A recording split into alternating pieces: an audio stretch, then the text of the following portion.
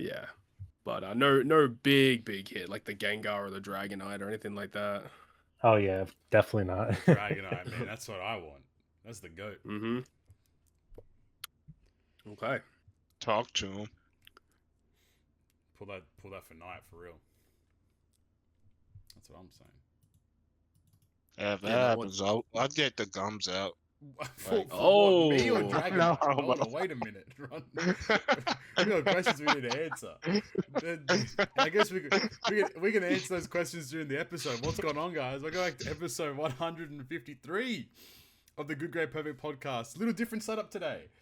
You might see that our boy Young Flem, he's on the camera today. He's going to be doing some pulls of some new One Piece card set, and then in the meantime we're just gonna be chatting and doing our own thing alongside that too. So if our attention ever gets drawn to what Flame's pulling, then it's on the screen. It's audio only. This is probably one of them episodes where like maybe you can watch it. It'd be fun to just watch it alongside that too. But as usual, we're back with the usual suspects: Flame, Todd, Knight. The whole Goober squad is here. In preparation of Global Anniversary. Are we not excited? We're enthralled. We're ready to Let's go. Oh, jeez Christ. Let's Global go. Anniversary. I'm not looking forward to it. But we'll see how that runs. Without further ado, There's just man. no excitement. Not at all. Without further ado, Flame, man, how you been, brother? What's been happening? I'm good. My wallet's crying though. Oh, yeah. No, I've been pretty good. What have I been doing? I guess I've been getting ready for Resident Evil next week. So we'll talk about that later. And yeah, there's a decent amount of off episode stuff this week. Yeah. So we'll talk about that later. But yeah, I've been good. Absolutely, man. That's good to hear. Todd, how you been, man? What's been happening? Yeah, it's been pretty chill. Not really too much has been going on. So yeah, we'll talk about the TCG related stuff when we get to it. But there's actually a lot of TCG stuff that happened like literally day of us recording this, because there was the release of the new One Piece set. The ETBs for Ascended Heroes, the Pokemon set, were released today. So yeah, it was a pretty big wave of TCG related stuff. I guess more in line with even more TCG related stuff. Carissa surprised me with getting tickets to a convention here in Cleveland. It's going to be happening in May. Okay. Collecticon. Nice. So we'll be going to that. It's on May like 9th and 10th, which is like literally right before the OPTC 12th Annie. So that's going to be a pretty fun little weekend. Yeah, that's a lot of video bands. Make some content on the TCG. Maybe make a vlog. I don't know. See how it goes. That'd be fun. That'd be cool. Yeah. So yeah, looking forward to that. But aside from that, no, it's been pretty much the same old, same old. How about you, Mr. Nitemare GP? Oh yeah, big sweat man. Things have been all right. Just a little sweaty, sometimes, Dude, it is but hot, not all the man. time. It is hot, Yeah. man. Yeah, hot like her. That's what I'm saying. That's Oh. Actually, been a little. Ooh. This episode's cooked. This episode's gonna be so we're all like ADHD spec individuals. Like we're all screwed, man. We're all screwed this episode. Like it's gonna be over for us. Anyway, Night, what were you saying? Oh yeah, I was saying that it was also getting pretty hot around here, which I appreciate because we had like a ice storm Fun. before we started recording again, and it was not fun. So I'm glad all of that stuff is over. Resolved. I also saw something in the news regarding us. It was kind of crazy. What did you see in the news, man? So I was looking up in the files, and I saw. What files are you talking? Wait a minute. What files? It's like the big thing going on, like online, and with the U.S. government. With a stain. Epstein, I think. God, you're looking in the Epstein files. And I typed in GGP, and there was like 2 results that popped up, and I was like, "What is this? Oh no!" 2 results is cool, man. What do you mean? I clicked on it. The first one that said it was an email to like Joe Biden that was like, you know, GGP, that's like my favorite podcast ever. So hit the like and What? subscribe right now. That's crazy. Shout out Joe Biden, man. For real. That's the homie. Joe Byron. Joe Byron. Hey, yo. What was the second search result? Um, I don't know, something about Suru or something, Oh, but shit. Is Jeffrey getting the I gums think out? it got redacted. It Oh, got okay, redacted. okay, I just saw Suru, GGP, must research. Gums. Damn, man. All right, well, if you guys want to look in the Epstein files, you can try to find where GGP. Don't do that. That's so funny. Damn, man, I didn't realize GGP was in the Epstein file. That's crazy. We might get arrested. Ooh. Speaking of getting arrested, bro, you got to lock me down for that ball. I tell you what. That's good. I gotta sleeve like all these like these cards just because they're You like never know. You never know. No, Yeah. no, they're like all like $50 right now. What? Oh shit. So I was some jabroni might want to buy them. I was mentioning to Flame pre-ep Todd, but Rion was gonna go buy these boxes yesterday because I think it came out in Australia yesterday. Yeah. He said to me, he's like, bro, the One Piece box I was telling you about dropped today, right? Stores already bumped the prices up to $650 per box. Yep. That's fucked, bro. You can't do that. That's not fair. It's just because all of these people that have like joined the TCG hype train, and it's just up the prices of everything. Like That's insane. because Chris and I heading to this convention, we're like getting our cards prepped, making sure we figure out what cards we want to take and all that. Yeah. And I was looking at the prices of some of the One Piece cards that I own, and like the prices are just absolutely ridiculous. Like yeah, that's crazy. the first print Nami that I have in PSA 10, when I Yeah. got it graded, it was like $1,000. Now it's like $3.5 grand. Jesus Christ, man. I was like, bro, and it's like multiple cards are like that. Like, what the hell? It's absolutely nuts. Do you think the bubble's gonna It's burst, just- or do you think it's gonna maintain? I just don't think this can maintain. Like, this is ridiculous, and this is like why like this new set that just came out and why it's so expensive is because it's a combination. I think it's an extra booster, and they usually have a much lower print run of these extra booster side sets, and it's a waifu set as well, so that adds to it. And yeah, it's nuts. The prices are just crazy. Let's see, can I do This man's watching iShow Speed as well, man. What the fuck? That's my background noise. He's got iShow Speed stream on the background. He's leaking the files. He's leaking the files, man. Be careful. Leaking the files. Otherwise, man, I've been good. I've been chilling. I was saying the night beforehand. I've been traveling for work a lot, which is obviously fun, but it's like, damn, man. That's interesting. Like it just fucks your routine up so easily and so quickly. Is it like overnight stays? It's like 2 nights, 3 nights, which is like cool because like I think like my next one's in Perth. Now I've never been to Perth before, so I'm kind of excited for it. But it's also like 3 nights in Perth, and it's just like I don't know what's going on. I can't. I need to make sure I find a gym. I need to make sure I eat well, and it's just like one of those things where it's like you just have to constantly keep like fixing your routine up again and again and again, which is really frustrating. But I mean, I can't complain. Okay, that's an Utadon.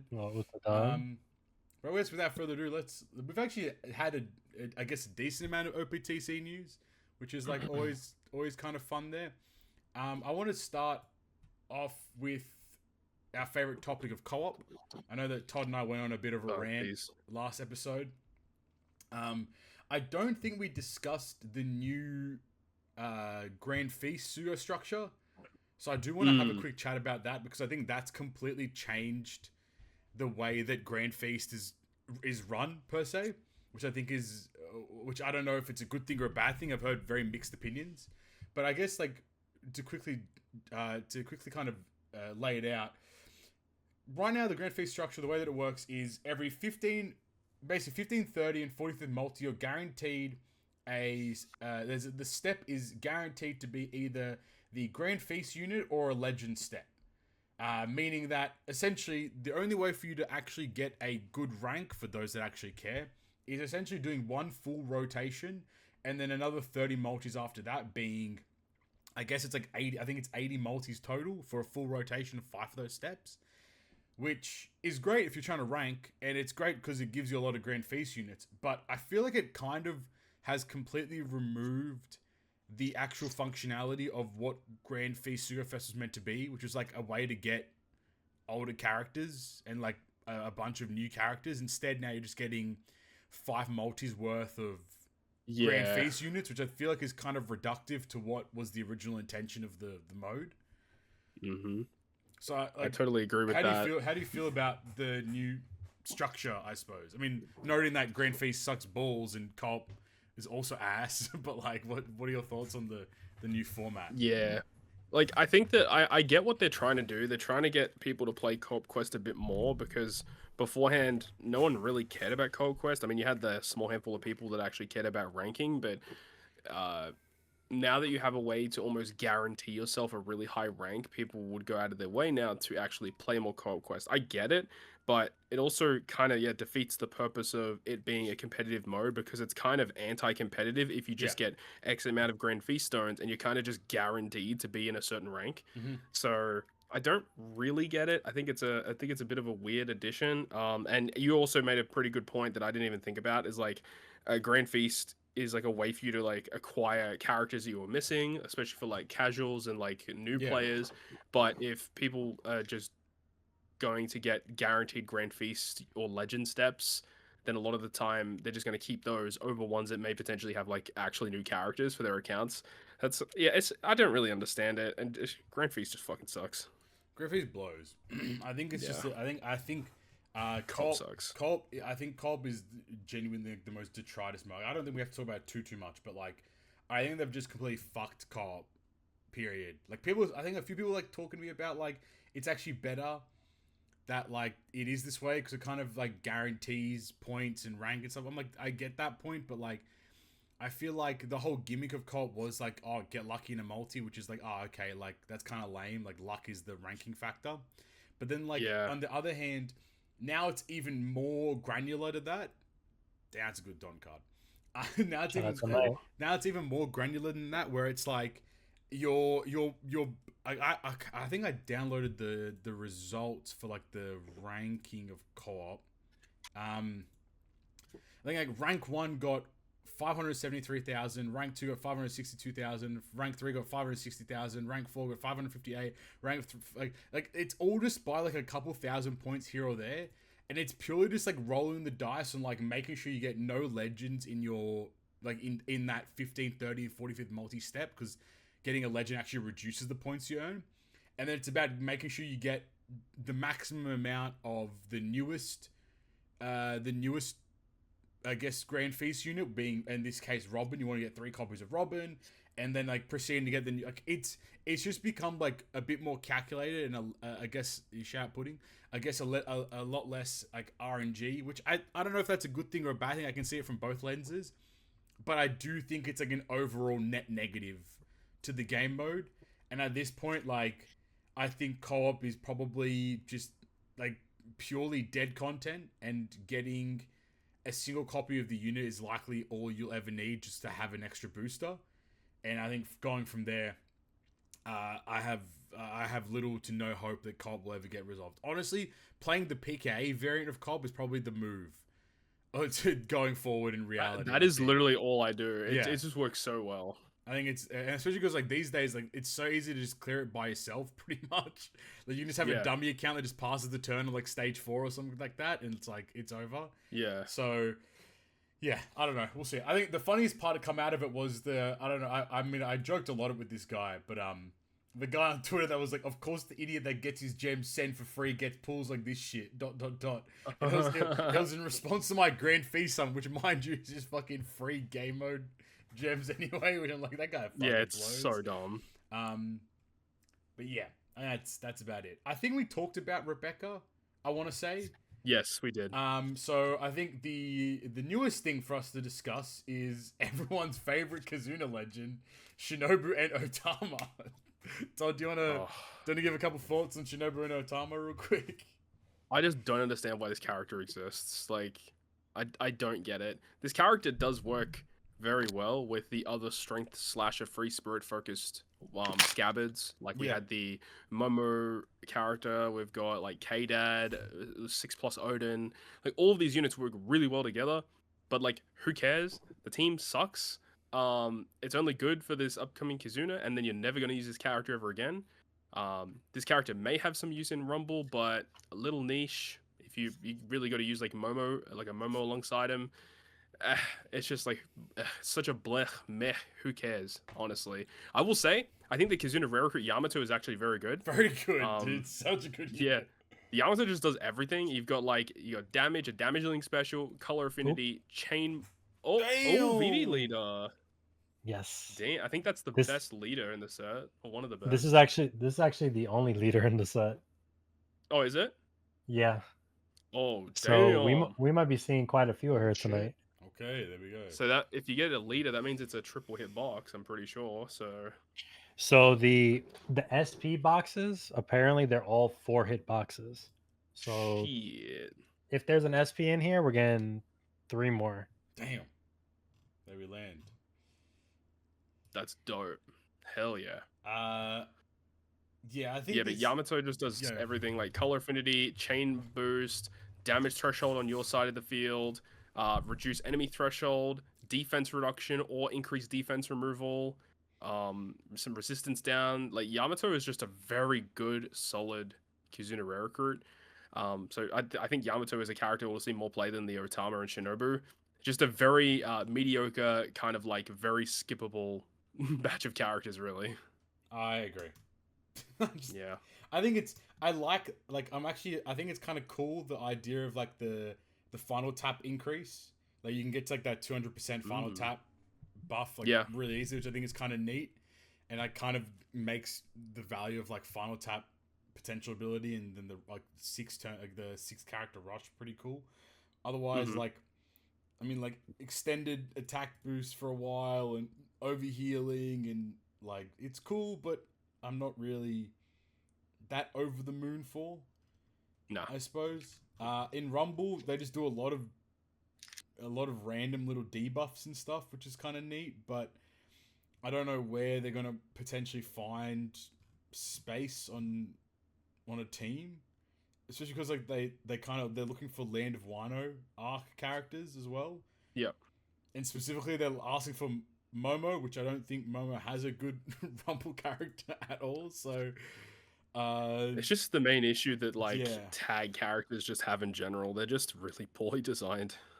Like strength slasher buffs, like that's cool. But yeah, I don't know. That's a unit of all time. That one there. That's a good way to put it. That's one of the units there. If you pulled them, good on you. If you didn't, good on you. Whatever. Speaking of units, man, Ulti Page 1 got their 6+ as well. Talk to me, Todd. What's the verdict there? I think this is actually okay 6+. Okay, that's a win. Crazy. That's a win. Yeah, for Bandai, that is a big W considering. So the cool thing that they added in their kit is that they have special bind removal in their captain now if you fulfilled the tag requirement. So that's a nice little added bonus. As they in their captain as well, they also reduce switch effect of themselves by 3 at the start of the fight. So that's a nice little effect that they have to reduce their super switch gauge. Yeah. Their special ability now can give you up to a 3.5 times conditional boost against the marked characters, which is pretty sick. Nuts. Oh, and Flame just got a secret rare Uta. Big hit. Very nice. Very nice. Very nice. So they also do really good orb change, and their super switch is a nice little change too, because this was, I think, the first dual character in the game that had a switch that they gave you chain boundary. Yeah. And with their super switch now giving you a 2.7 chain boundary for 3 turns, actually really freaking good. That's actually fucking crazy when you think about it. Right? Yeah. Like that's actually nuts. It's a good ass switch effect, and then like a special that's like not awful. You get a 2.5 conditional, but if you fulfill the tags, it becomes a 3.5 conditional, which is actually pretty substantial. They also do orb change. Like they're just a okay solid unit. Like honestly, the buff that they got with their 6+ is just straight up better than what Kaido got with his 6+ the previous month. Yeah, that's disrespectful. It is, man. Straight up. It's actually great. Correct me if I'm wrong. Is it like does intimidation actually work on like abilities that are provided from like switch effects and stuff? Or yes, they do. Okay. But I mean, even then, that's It's not a bad chain boundary to add on, like especially it being 3 Yeah. turns. Like it's actually not bad. It might see some use. I mean, Rumble they're fucking irrelevant, which is par for the course, I suppose.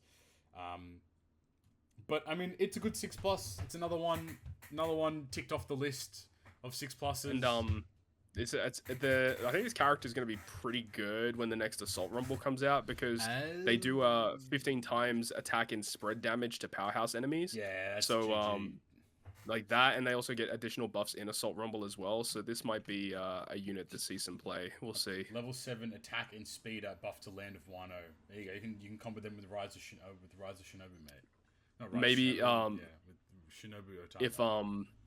if it depends how Assault Rumble goes, but like this partnered up potentially with the Kaido from the previous month because that Kaido hits like a truck if he gets his special off.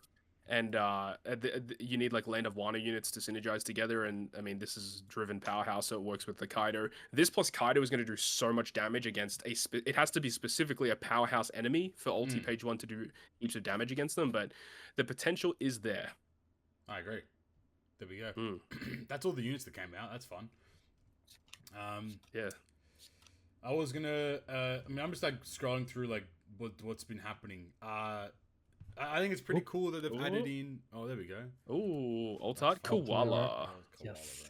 I guess I can leave a few things for the other news section, but I guess without further ado, let's get into the more juice and taters of the Worldwide Anniversary.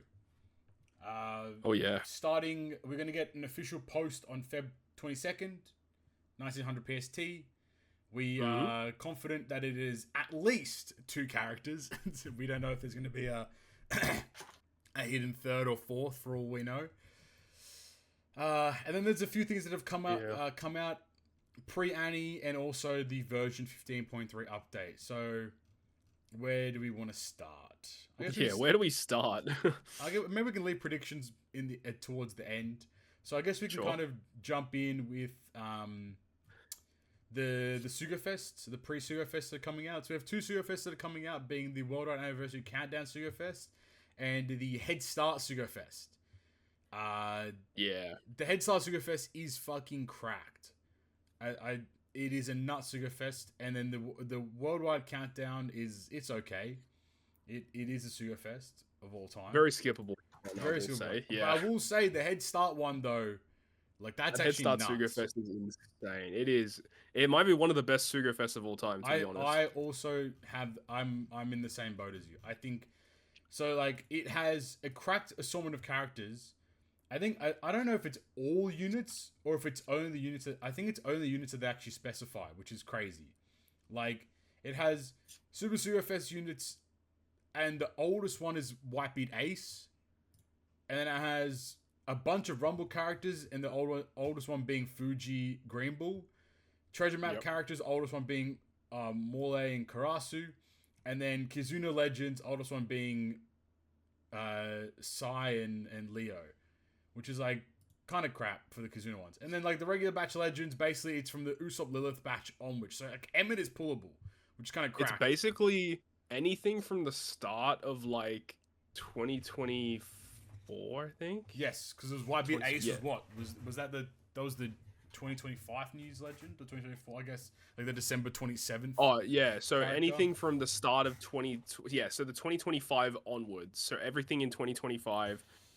Yeah, it's a pretty good pool of characters you can get, and especially with the steps that are on here too. And the fact that every step is at least 30% chance to a 50% chance for every poster to be a legend. Like, so now what the hell? The general crux of the Sugafest is that the actual rates for the good legends are detritus, which is fine. We can be fine with that, I suppose. But I think the biggest win here is the rewards.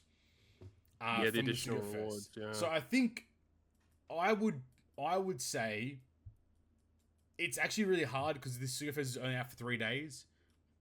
But I would say that doing at least 8 multis is probably the move to get the actual like final tap, all the tablets, Super Tandem, Rush, and Super Tandem boost tablets.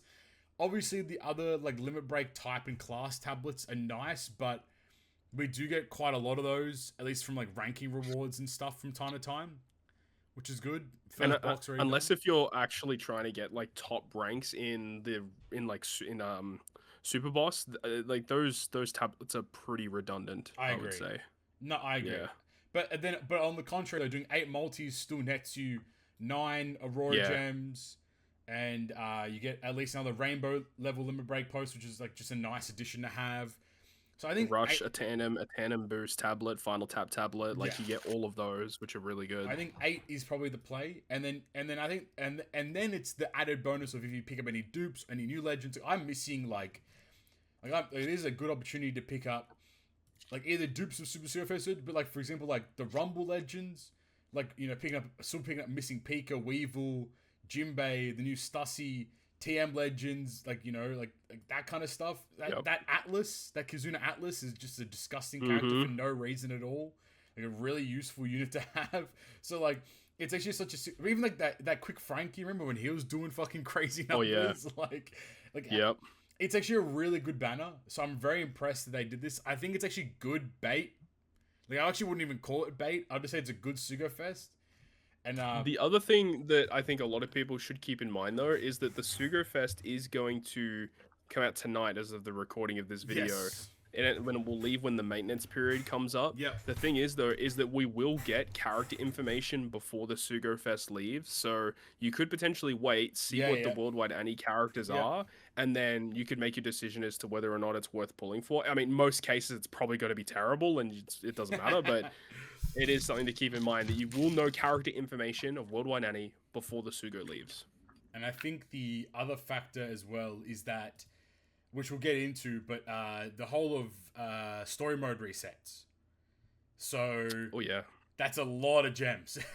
Like that's a well, lot. we'll a see. Lot of Maybe gems as well. potentially they may change the reward system Don't say that. behind I mean, they could. Don't say Bandai that. has done crazier things. Please don't say that. I'm banking on that part.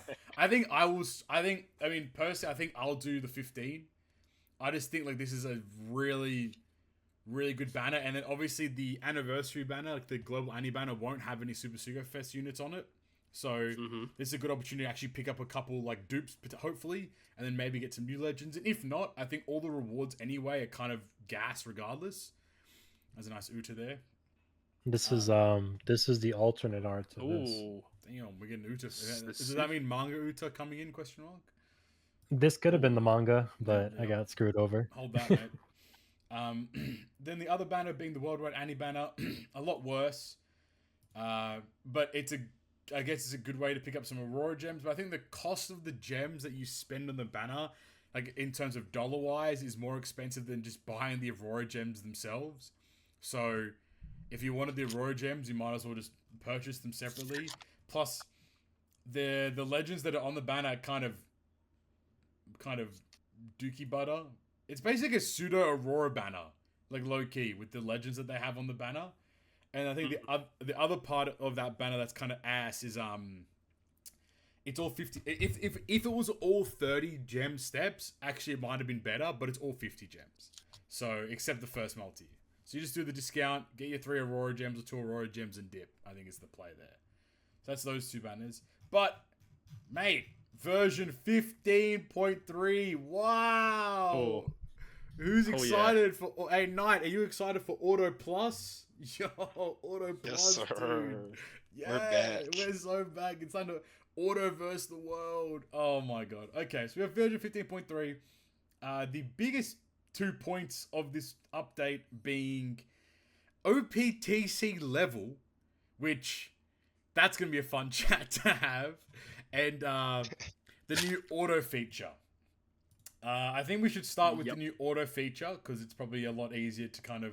And there's a few other bits and bobs there as well. So, for example, the new. So, I guess we'll start with it. So, the new auto feature, the way that it functions is you'll have like the manual mode, which is how you play. You'll have the auto mode, which is just it does the 6 taps, and you have auto plus, where the way that auto plus functions is on the final stage, the game will actually pop all your specials, which is like kind of cool. So it means like potentially beating, I guess, a little bit more challenging quests is probably doable in that sense, which is nice. And then they're introducing units that have auto support effects, which is kind of weird. But the way that those support effects will function is that they can kind of change the timing of when special abilities, are used, which can kind of like allow you to be a bit more strategic, I suppose, in how you set up the team. Will any of this matter? No, probably not. But I think I was having a chat with a few people, and I think that this will be good for people that want to farm PKA level 90. Like, it's just it's a nice, convenient way to just farm, get your turtles, kind of, and go about it in that kind of sense, because that's interesting. Like, yeah. that's probably the only thing you can do. If we had auto plus with the old TM system, I think that would have been actually perfect case scenario for its use. Otherwise, there really isn't like any content at all. Maybe like you could auto farm, like, you know how like they sometimes do the blitz battle, and then like they have the LOL version. Like, maybe you could auto farm the LOL, but the rewards there are dog shit anyway. Or even the way that I was thinking about it is like, even like in TM, for example, let's say you get to stage 2, you clear it, and as soon as you reach stage 3, you just click order, and the game will just finish the map for you. Because there's only like X amount of specials left to use anyway. True. So as long as you play until you get to the final stage, then you order and let the game finish it for you. Like, that could also be a thing. That's a good shout too. But that's like really it. Like, there's not really many. I guess like for the new story mode, like it's probably just gonna be. But then again, like, surely tapping, just running double Kaido and Bob's your own, or even just solo Kaido, you can probably clear all story mode anyway. It depends how difficult they make the story, because I feel like they might do overhauls on it, especially if they're gonna add like a challenge difficulty. Like, that's kind of interesting to see how they're gonna do it. Mate. 5 new challenge difficulties, it says here, which is kind of weird. Certain first-time clear rewards, such as Rainbow Gems for clearing the main story, will be available for obtainment. What a great word to use. Again, after the progress race. Obtainment. Whoa. Big word. Yeah. But basically, they're restarting story mode, which is cool. Alongside that, there's going to be a bunch of Chop Man missions related to story mode challenges, where you can get up to 30 legends, which is kind of nice. But it's just going to be 30 tickets anyway, so it is what it is. And then the last thing is, Flame. Have you ever wanted to come back to OPTC? Now's your chance. You get a free rare recruit pool every day. Free single, baby. We're modernizing Gacha. It's a free rare recruit from a select pool. Yeah, that means every rare recruit, so about 3,000 units. Yeah. Even better. But that's nice. I guess it is what it is. Like, a free unit's a free unit. Thanks for the raid points, XOXO. That's kind of the crux of that part of the update. I think Auto Plus will be nice, and I'm keen to see how players end up using it, because I'm sure that there's ways that we're not thinking of that might be, maybe like for a Belly Cave or farming con candy. That's probably another way to use it too. If you need to do those things, that's probably a better way to. Auto Plus might be more beneficial in that state. Mind you, Auto Plus also pending those support effects can also use super switch effects, can also use EX supers, can also use like super type, super class and stuff too. So like, there's probably a lot of ways to handle it, but I'm just curious to see how it kind of goes. That's an interesting discussion about how they're going to implement that. So they mentioned that there's going to be updates to certain character support effects. It says initially it's just going to be those free-to-play size Straw Hats. Their support effects are going to be updated, and when they are attached to characters in a run, when you activate Auto Plus, it will change the way that your team runs. So there'll be a support that could potentially say, oh, when this stage pops up, or when you're inflicted with this debuff, activate the special. We don't know exactly how it's going to work yet, but it looks like there are going to be ways for the support effects to kind of interrupt your auto to use certain effects on your team. Yeah. Which, I mean, I kind of understand that, but at the same time, it's going to be very interesting to see how they implement that, and not only how that can work with Auto Plus, but how they're going to do it with future characters as well. Like, maybe like a character is going to be absolutely trash, but they're going to have a really good auto support that you really need. Like, that's going to be so weird. Yeah, I know, I agree. I think like I could not be I would not be shocked now, like, because we basically have like characters that have the additional effects in like Assault Rumble, so now it's gonna be a similar vein where it's you're gonna have a support ability, but then also have the auto support ability, which I mean like is kind of whatever, because it's probably only like dependent on if you're going to use Auto Plus anyway. And again, there's not. I mean, OPTC's kind of shot themselves in the foot because there's not many. Damn. Oh, another Uta. Like it's kind of shot themselves in the foot anyway because there's really not many places to use auto anyway, like in itself. Correct. So it's kind of like it is what it is.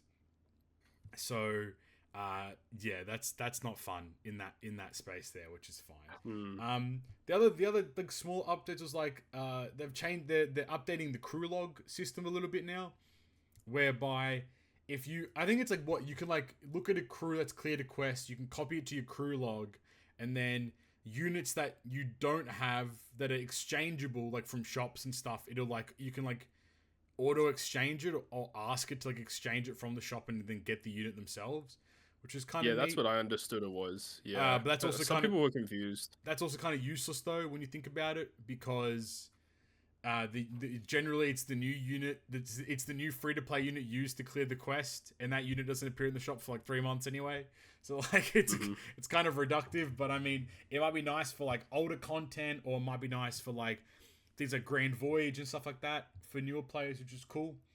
And then the other thing here, which we didn't get much info on, was the skip preliminary from the start for Kizuna Clash. Not too sure what that means. Oh, Kizuna update. But what it basically means is, you know how when you first start Kizuna, you have to play that quest to unlock the token skips? Oh no, don't tell me that's all it fucking is. It's literally just allowing you to skip from the start now. That's so fucking stupid. Yeah. That's a bad update. That's so irrelevant. What a waste of time that one is, man. Yeah, but they highlighted it on there like, oh, look at this cool new fancy update for Kizuna. Thanks, Bandai. I must have just skipped it. You're great. I must have just voided that from my mind. But I guess without further ado, let's get into the meat and taters of this update with OPTC level. So I'm just going to read it verbatim. Oh, yes. And then I do want Night and Flame to kind of give your thoughts, you know, as well as I'm reading this. So take it in as you see fit. But so OPTC level is here. It arrives to join Pirate level. So they are two separate things. Clear requests from Chopperman missions to get OPTC EXP and level up. Raising your OPTC level will unlock new story content and events, as well as grant rewards based upon your level. Also, certain main story clear rewards such as Rainbow Gems will be available to take. So that's just the story mode reset. OPTC level rewards. Get amazing rewards every time you level up. Receive a valuable Sugo Rare Rainbow Level Limit Break poster for every level past 150. Conditions for unlocking story content and events will also change to be based upon OPTC level. And then it says content outside of the main story that was unlocked prior to the update will remain unlocked. Continuing to further raise your OPTC level will trigger effects that give you in-game advantages. Keep raising your OPTC level and get the upper hand in quests. And then it says how to raise your OPTC level. To raise your OPTC level, you need OPTC EXP. Take a shot every time I say OPTC. OPTC EXP can be obtained by clearing applicable requests from Chopper Man. Get OPTC EXP from Rookie, Intermediate, Master, and Challenge requests, Co-op quests, and Grand Voyage and GARP challenges, bounty missions, and panel missions, as well as other special requests. Missions awarding OPTC EXP that were cleared before the update will automatically award OPT EXP following the update. Now here's the kicker, gentlemen. OPTC EXP can be obtained by trying a 10+1 rare recruit in the tavern and purchasing an OPTC EXP boost pack in the shop. Yikes. Oh no. So essentially, by completing Chopman missions, you earn EXP to level up your OPTC level, but you can also obtain more by buying your way up. Yeah, That's and garbage. then the quote unquote perks that they bring up are. So I'm just going to read them again verbatim. Clear rewards, so more chances of additional item drops. PKA, more chances of additional item drops from clear rewards. That's dumb. Anyway, treasure map, more treasure map points from encounter bosses or battles.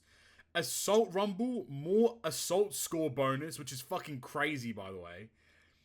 Kizuna preliminary, more chances of additional boss tokens, which again is kind of fucked. and ship modify, more chances of 4-star or above. So they're the perks. And then every level after level 150 gives you a pseudo rare rainbow level limit break wanted poster, and essentially that poster can be used to level limit break any legend. I do not know how to feel about this update at all. I'm very conflicted. What do you think, Todd? It's so stupid because I think the whole system of OPTC level, I'm fine with it, but the fact that there's like a pay to win aspect of it, like that is just so brain dead. Yep. Because Dokkan Battle actually have a very similar system to this. Okay. They've got like a power level system where it's like a block where I don't know how long it lasts, whether it's like a month or it's like 2 months. I don't know. There's like a block of like a certain period of time, and essentially by completing like basically everything in the game, like leveling up characters, completing missions, everything you do slowly gives you more EXP, and then you reach like the max level, and then when the period ends you get like a bunch of rewards like summon materials, level up materials, like everything. And so Treasure Cruise, it looks like it's kind of implementing the same thing. However, it looks like Treasure Cruise's style is like a permanent, like I don't think it's going to be a resetting style thing. The Dokkan one is like a season pass pseudo. No, yeah, I guess kind of in a way. Yeah, you don't get the rewards immediately as you level up. You only get them once the period ends. The period ends, yeah, okay. Yeah, and there's no pay to win aspect of it. It doesn't give. I think it does give you additional perks, but because Treasure Cruise is so heavily like in on these ranking type game modes, it actually makes it a pretty big deal. It's huge. Those perks are like game changing. If you don't have the perk, it's just another debuff. Right? Like, it's another thing that you just can't compete against. I think so. I had a few people conflict with me, and I'm curious to hear your point. My current assumption, and again, this is like a matter of like when the update comes out, we'll definitely like know for sure, of course. But from the way that I interpret this, it's that the max level for all the like the perks and stuff is level 150, and then everything beyond level 150 is the posters. What's your interpretation of that? Of how it reads?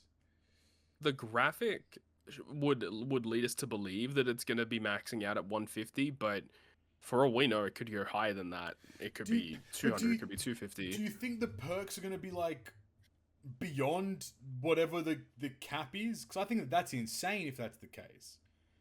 Yeah, it might, and it might also be one of those situations where every level up requires more EXP, and they might just make the rewards past a certain level just very generic, like a rainbow gem or like rainbow tavern medals or something like that. I could definitely see that, because I don't think they're going to be giving out infinite amount of posters or anything. That'd be ridiculous. So I see like obviously on the screenshot, and again, these are like, as they always say, like images under development. Damn, that's a nice Don card. It's like level 2, you get 2 rainbow gems and boiled lobsters. Level 3, you get 2 rainbow gems and sea stallions. Level 4, you get 2 rainbow gems. So every level you're going to get something.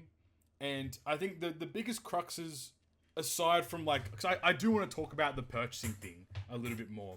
But you also have like a boost, which I don't know if that like boosts your EXP or just gives you a flat, I don't know, there's something there as well in terms of boosting. I'm also curious to see how it functions in terms of we've cleared all the content and stuff. Another koala. Bruh, come on. That sucks. Like, I'm curious to see like what level a lot of like the veteran players start off as, given that like most people have cleared. I think I still have some of the Chobmere mission stuff to do and the GARP challenges and things like that. But it's like most players have cleared almost everything, so I'm curious to see like what kind of happens in terms of what level people end up as. But yeah, my current interpretation of it is that level 150 is the cap. All the perks that you earn will be with from level 1 to level 150. And then every level beyond that is literally just going to be, you get a poster. A poster.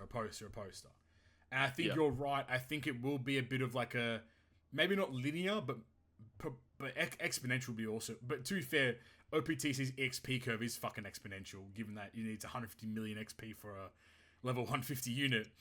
So I would not be shocked if that was the case as well. But I feel like it's just going to be harder and harder to level up every single time. And then that's like, But purchasing is just fucking crazy, man. Like, what are we doing? That's fucked. It's actually so cooked. You can purchase. Like, I'm not shocked, but I'm just I'm just appalled. like so disappointed. I'm appalled by it. Like okay, if they which they wouldn't do, we all know. But if they changed it so, like, let's say the 300 gem pack also came with the EXP as well, then like it's obviously fine because you're not purchasing the EXP per se. You're purchasing gems to do your pulls, and then you're getting the added kickback of some OPTC EXP, which is great. But if it's the same when they announced like the Aurora gem packs. Like, we thought Aurora gems packs were just going to be like you get gems and then you get Aurora gems on the side. But no, it's just straight up you're just paying money just for the Aurora gems. So is it going to be like you just pay money for EXP? Like, that wouldn't make sense, right? Surely not. That's fucked. That's gonna be. That would be so messed That'd be up. crazy. That's gonna be so cool. But the saddest part is there's gonna be dumb motherfuckers that do it as well. I already saw Rizzy said he was gonna do it. And he's a dumb motherfucker. He's actually brain dead human being. Like, I think so. I think he has problems. So he needs seek. But I think the biggest crux is, like, obviously we talk about the global, bro. The JP people are like 10 times worse. Correct. They're the ones that keep the game alive. Like, they pull. I see people on Twitter every day. It's like, oh, I did 25 multis for Shinobu Otama. It's like, what the fuck are you doing? Like, it's absolutely like deplorable. And then you get to this point where it's you can purchase EXP. Oh wow! So I can get a rainbow level limit break poster. Cool, guys. Like, that's got a gold done. Gold one. Damn. That's nice. That's a nice card. I don't know, bro. I think, like, obviously, I think this. Maybe we're overreacting, and I think that's probably the GGP in a nutshell. But like, I do think that for the most people, this will just be something that exists on the side. Yep. That, like, you just passively, as you're playing, will just level up. Similarly, Kind of reminds me of when they brought out the, you know how the thing where when you collect X amount of a type of legend, you get like gems as a reward? the collection menu or whatever the heck And then it's called. and then people were so pissed at that, like, oh, it means I'm gonna have to do more pulls to get these No, rewards. Like, nah, you bitch, won't. it's a side thing. Like, you just leave it there, and then eventually you get more rewards. It is what it is. So that's why I do hope that if hypothetically, if the cap is level 150, which is still my assumption, it's that the cap being level 150 means that you get all the perks within level 150, then everything else is like whatever. Because I feel like that'll only be fair to, like, veteran players to have been playing the game. Because it's like, I think it'll be insane if it's, oh, you need to get to level 400 to get the extra assault rumble points. It's like, what the fuck? Like, that'd be some cool. But again, I wouldn't be shocked. There's two things about this update that like, okay, one thing pisses me off and one thing I kind of understand what they're doing here. Yeah. I feel like this whole new update with OPTC level, because they mentioned it, that when you are a new player and you start the game, everything is locked to you. Yep. And then the OPTC level is going to be the way that you unlock the different game modes in Treasure Cruise. I believe that this new functionality is to help streamline the new player process so that they can kind of get more well in tune with the game. They're probably going to be having to funnel in only on story mode, focus on that, and then eventually as they complete missions, they will get access to the event islands and Rumble and all of that. So I think this is a good way to get new players more accustomed to the features of Treasure Cruise. That's my guess. But then the second thing about why I hate this update altogether is because, number one, yes, it's good for, like, the new players, but I feel like for the veterans, they really should have focused this update on improving old game modes, adding new game modes potentially, bringing old content back into the forefront, because them just releasing this new update with this new level feature and the Auto Plus, like, it's such a nothing burger update. No, you're like, 100% right. 100%.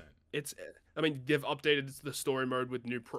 They reset the progress of story mode. Man. Okay, but you're telling us that's the content you want us to play? You want us to redo fucking story mode, bitch? Like, holy, it's so frustrating as a veteran player where the thing is like they release so many legends every single month. They're good for their one content, and you just never use them again for the most part for a lot of legends in the game. It's very true. And if they have this old kind of content, which is why GARP challenges were so much fun back in the day, because it gives you a reason to use a whole bunch of weird and wacky characters for content because of like the Chopper Man missions, like, and especially if they want to introduce OPTC level as a thing, introducing new Chopper Man missions for older content, like go back and clear Clash Marco with like with a full quick striker team, and then you get 100 like XP or some shit like that. Like actually have bounties, like make them like bounties or like quests, like some sort of like do this and you get EXP. And it's like this is the weekly quest is go clear raid Mihawk with they could Luffy do it like once like that, or some shit like that. Like once a fortnight or once a month, even if they wanted to, they could release a mission and say, hey, Clash Mihawk, go and clear it with this. There's a new harder difficulty, clear it with this type of team, and you can get the Super Evolution Skulls to super evolve this free-to-play unit from back in the day. Like, there's just so many easy ways. Yeah. They don't even have to change the artwork. I don't give a fuck. They can keep the same artwork and special animation, but if they just update the abilities of these old free-to-play characters, make them usable, boost them on all other content, it just gives people a reason to jump to the game, use characters they don't typically use, to actually stay more engaged with the game. And it's really not that hard. But no, they want to focus in on more pay-to-win layers, Auto Plus, which nobody asked for. Like, it's just so brain dead. No, I agree. Auto Plus would have been good 5 years ago. Like, just plain and simple. It would have been good. Damn. Yamato. It'd have been good like 5 years ago, right? Like when like we actually had like multiple things to do that like would might have required it. I think my biggest concern is that Bandai's mentality with veteran players is like, oh, just give them some rewards. That's what you get because you played a long time. You're gonna get 1 key and 1 tablet and like 20 gems. You're a veteran. You've been playing this shit for fucking 11 years. You're a veteran. It's like, that's cool. I mean, it's a game. It is what it is. But like, I don't see, like, I think that like adding an OPTC level could actually be a really good thing. As you said, like having in like specific, like, oh, maybe like Rayleigh comes in, he's like, oh, this is a Rayleigh mission, or like, oh, Roger's like, oh, I need you to go to this and do like getting more involved in that space and getting people to actually do more creative things with the playground that you've provided, being all this content that's in the game, is like absolutely crazy. Plus, like, they still have the whole recollection archive feature that like they've obviously just voided in its entirety pretty much at this point now. But it's like, why not just utilize the tools you have on hand? And it's not going to cost you money that's going to be a detriment. It's going to just be reinvigorating people's want to actually go back and play things. And especially if they are intending to use OPT, which they are, to use OPTC level as the mechanism to drive the way that new players feel out and play the game, then having it be like, okay, you're OPTC level 10, it's now time to verse Clash Mihawk. And then when you're versing Clash Mihawk, you can clear it with just a Luffy and a Zoro, and if you do that, you get like 1,000 XP. Like, especially for like veteran players, once a week you bink 1,000 XP, you might end up getting like a level limit break post every week or so, which would be like very useful in the long run as well. Like, I think the hardest part will be like once the XP dries up for veteran players, the only real way to earn XP will literally just be by pulling or purchasing. I guarantee you the XP that we're going to earn from clearing the Chopper Man mission request is going to be so minute, especially going beyond level 150, 200, if they approach it from the mentality of exponential or lateral XP growth, that the only way to actually level up and earn those additional rewards post whatever the level cap will be, or the reward cap will be, is going to be by pulling and purchasing. And I think you'll have to be absolutely brain dead to go and purchase XP, especially if it's to get another level limit break post. So you might as well just go buy gems and do pulls at that point. And then you also, ironically, you also then earn XP from doing the pulls as well. Like, it's a really backwards approach to it. Now, I'm pretty disappointed in how that they've handled the purchase. Yeah, I think what you said at the very start of this whole conversation was right. If this mode was just released... Who is that? Nami. Oh, it's Nami. Okay. Like, if this mode was like this mode, so it's not even a mode. I guess if this like gameplay aspect was released and it didn't have the factor of multis and purchasing, I think it is perfectly fine. I think it's actually a good update at that point. But as soon as you factor in the predatory aspect of it, like you might as well put Bando on the Epstein files at that point. You know what I mean? Like it's actually a heinous act to go like that deep. Like, and the saddest part is that come like when this update happens, their revenue is gonna spike out the wazoo because everyone's gonna be thinking like, oh, or at least all the JP players are gonna want to like max out their level like ASAP, you know. And then once previously Bounty was like the dick measuring contest, now the true dick measuring contest will be where your OPTC level is, which is like which is stupid. fucked, you know, which I think is so cringe, but it is what it is. Now we've had a tirade. I don't know, Flame or Night, if you guys have any thoughts and opinions on that aspect of the game before we kind of, I guess, move on to. I think that's it for OPTC. So if you guys had any other thoughts on that kind of stuff, then by all means, please jump in. I would love to hear them if you do. Of course, they would lock that new progression system behind packs. Yeah, it's fucked, bro. It's so cooked. I think it's such a stupid. It's just ignorant, right? Like it just removes gameplay from the players. Like I just think it's a bit silly. Like let me just go purchase the rewards. I'll just go buy like 50 level limit break posters for like $30-$40. Like fuck it. I don't want to get this level shit, man. It's stupid. Also, you said to me earlier that they added like a new 4-star. You get in a new 4-star ticket every day when you log in. That won't count for Didn't XP. I was gonna say, didn't they have that for like a long time already? They had it like as like a login bonus thing for a while, and they stopped doing that, and they brought it back, and they stopped. Now they do it like when they have like a Shonen Jump release or a monthly Shonen Jump thing, they'll release like 5 tickets over 5 days. That's about it, really, for like login bonus things. Yeah, because I was gonna say, I feel like every time I log into that game, I'm getting a ticket. Yeah. Now it's like this is like in a banner, and you go to the tavern and you pull on the tavern, pretty much. It's like bringing back the magic of a single pull back in when Boris was doing them back in 2014 or some shit. Like, sure, okay. That's it, man. It's true. That's all you get, man. I can't sell it anymore. That's all it is. There's the pre V1 Fuji. Yeah. Before you do a 50 gem multi. Yeah, 100%. Yeah. Also, the cringiest part, like, I know that, like, I'm bagging on the multis equals XP part, but the cringiest part is that they have the head start Sugafest ends when the update happens. So everyone that pulls in the true. Everyone that pulls in the head start Sugafest, like, you just don't get. Obviously, you get the benefit of the multis and the rewards, but it's like, no XP for you. You don't get any. So damn, that's actually true. They've timed it very well.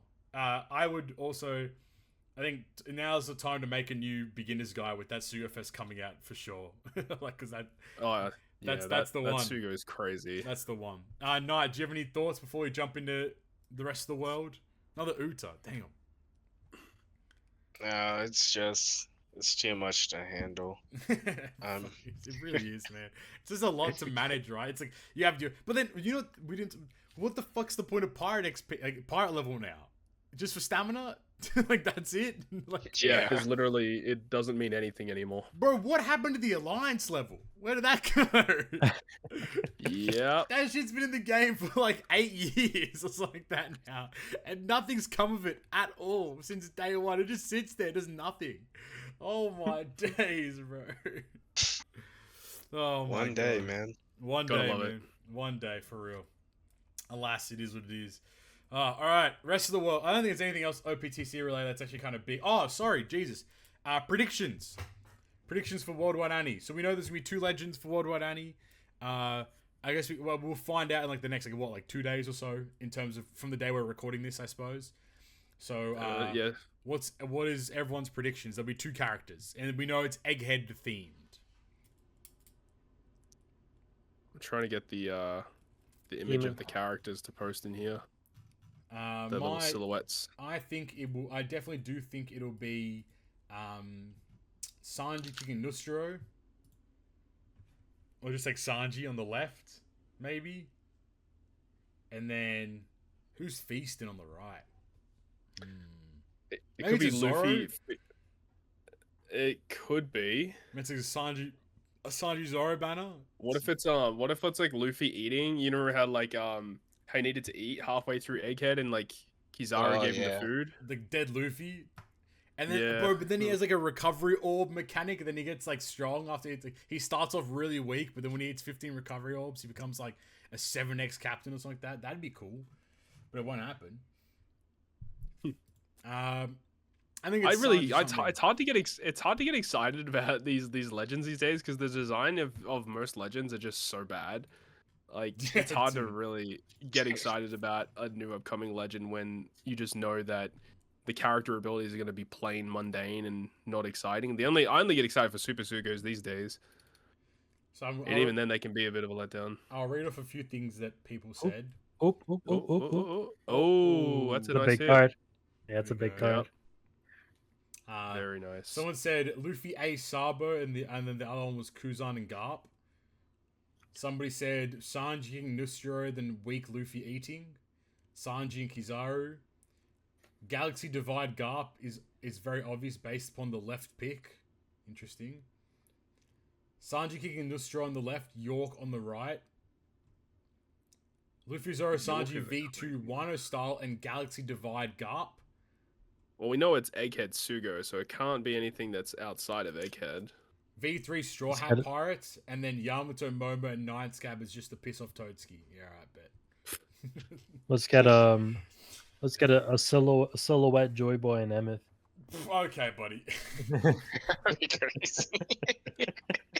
Hey, at least the art on the left has the rocks flying around. No, I mean that means it's gonna have a good ink effect. Yes. Good ink effect inbound. Let's fucking go, dude. So excited. We'll see. We will see. It's hard to say, but I feel like a Sanji makes a lot of sense. But yeah, I didn't even think about like stuff like even though Egghead, like your mind goes to immediately the stuff on the Egghead Island. The Egghead arc in general still had things going on outside of the Egghead Island, like as they mentioned, Full Lead with Garp, Kobe, Kuzan, all that related stuff. So that would be kind of interesting if they went that route. I don't think it's gonna be Garp. I doubt it. Yeah, I doubt it. I don't think it's gonna be Garp. I don't see that being the case. We also have it, but it is interesting that the artwork on the left does have like two things of fire. So I don't know what that's about. Dude, what if it's a versus unit? Yes. Like, did Sanji ever do an attack in Egghead where both of his legs were on fire? I don't remember. He's doing the splits. He did the double twister. He's doing tricks on it, mate. Hey. He's at the Winter Olympics, man. He's doing flips. Yeah, it's hard actually. I'm not too sure. Yeah, we'll see. Right's gonna be another Bonnie. Okay, buddy. Oh my god, please don't. Okay, Bonnie and Kuma. We might have to kill you for that one. We're gonna get a family picnic. We're gonna get a Bonnie and Ginny. Shut up. Hold on. No, we're not. We have so many Bonnie legends that came out in the last month, man. Bonnie Luffy, Bonnie Pirates, Julia Bonnie, Psy version, Sabo Bonnie, Bonnie 6+. Like fucking hell, man. There's not a Bonnie and Kuma? There's not a Bonnie and Kuma. No, there you go. Not. Drop that. Don't say drop that like it's a good idea. Let's lock it in. I'll lock it in. Jesus. Okay. Well, let's see how we go. Alas, it is what it is. I'm not that excited for what I anyway. But fucking World Cruise is coming. Yes, dude. Frick yeah. Oh, man. we're back. We're so back. Time to see who's the best player in the world. Yeah.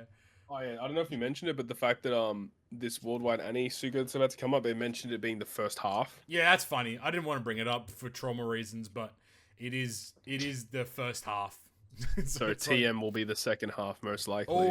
it's always the TM, bro. Like, there's never any TM legends. It's all fucking, it's all just the same shit. Oh, we're putting a banner on the TM banner. You can pull the TM legends. Yes. Yeah. Oh, fucking hell, man. Speaking of being excited Okay. for our anniversary, Okay. how do you feel about the part 2 anniversary units on Dokkan, Todd? Oh shit. Let's jump into it. Go for it. Dude, those units slap. Those units are like I feel like the hype was definitely way bigger with the anniversary last year on Dokkan, but yeah, this part 2 was so much better than part 1 in terms of just the character choices and the character quality. Oh my god, it's like night and day difference. Did you end up summoning them for any of them? I got both of them. Oh, nice. Part one, I got kind of shafted pretty badly. I ended up getting the Goku, but I did not get Vegeta. But then on the second part, I got the Goku, and I because I had like enough to do the pity, so I got with the pity coins, I got the Goku, and then I got the UI Goku. Sorry, I got Vegeta, Super Saiyan 4 Vegeta. I got with the pity, and then I got the UI Goku on my first rotation, so that was pretty nice. So you're just missing the Daima Vegeta? Yeah, but I don't even think I'm gonna go for it. Like any leftover stones that I get, I'm using it on the Super Saiyan 4 banner because I don't have the LR Omega. So Oh yeah, really he's want to get good. him. Yeah. Yeah, I got pretty lucky on the Daima Goku banner. Yeah. I got shafted for Vegeta, and then I got super shafted on UI Goku, so I ended up having to pity him, and I didn't get to get the Super Saiyan 4 bros. But we'll see if I could snack them before the end of the banner. I've definitely enjoyed using the Super Saiyan 4s over UI just because I don't like UI's team currently. Like I have a pretty good Realm of Gods team, but I just feel like the Super Saiyan 4s have just a better team at the moment. Oh yeah, all the GT characters are insane. Yeah, because their latest skills like GT Heroes, Power Beyond Super Saiyan, and Power of Wishes, which is like amazing categories. Well, two So things I did end up doing while summoning for UI Goku. I fully rainbowed the GT Super Saiyan 3 Goku from last year. the one that goes ape and then into Super Yeah. Saiyan 4. Yeah, nice. And I also pulled 2 dupes for the LR Super Saiyan 4 Vegeta. I mean Gogeta. Oh, dude, that is like my favorite unit that's ever come out in Dokkan. That guy Oh, yeah. is so freaking sick. Oh, yeah. Man, I love that unit so much. He's So so yeah, good. that was exciting. Nice. Yeah, I mean the Super Saiyan 4s are amazing. With the way that they work, where you start off as Vegeta, you build up your attack over time, and then eventually you switch to Goku and just nuke the boss. And then you've got the UI and Evolution Blue Vegeta, who is like a very good unit just overall, but exceptionally good in short form content, where they're basically, when Goku's first appearance, he's just immune to everything. And then Vegeta's first appearance, when you switch it to him, he's immune to everything. So if you run double lead, you're basically immune for the first 4 turns in their slot, which is kind of nuts. Yep. They're cracked. They just need better like supporting roles, characters on their team, I think. Yeah, I don't think that they're gonna do it, but I'm really hoping that they give us that coin that they did last year and just give us like a free unit from the anniversary. Oh, that'd be so nice. But I heard that there's not even gonna be a part 3 or an EX part, so it's not looking too great. So I guess the only thing I'm really looking forward to is the 8th anniversary units EZAs, which I'm assuming we should be getting. And that's the Spirit Bomb ones, right? Yeah. Yep. Okay. So that'd be interesting to see how they go. I wasn't really heavily playing when those units came out. I didn't even know what the hell they do. All I know is like they have like a standby, right? They can charge a Spirit Bomb and then they launch it. Does a lot of damage. Yeah, the Super Saiyan 3 one at release, I guess now too, is a lot better than the GT one. So with all of the GT buffs recently, for that to get a really good EZA would be really nice. Yep. But yeah, I guess we'll see. By the time we record again, I'm sure we'll know. I've seen a lot of people in the Dokkan community complain about the anniversary in general, though. Like, it's been Oh. very mundane, lack of content. Oh yeah, it's like a super downgrade from last year. Yeah. So the only reason that I've had stuff to play is because I haven't been playing Dokkan really at all like the last Yep. like 6 months. So I'm just like farming a bunch of stuff that came out ages ago. Yep. Nice. But yeah, that's Dokkan. That is docking battle. Docking battle. This is actually something that we probably would have talked about next episode, Mm. but it got leaked. Okay. It actually got fully leaked, which is I kind know of what crazy. you're talking about. We are finally getting a Pokemon Okay. handheld port. Don't say finally like it's exciting. Finally.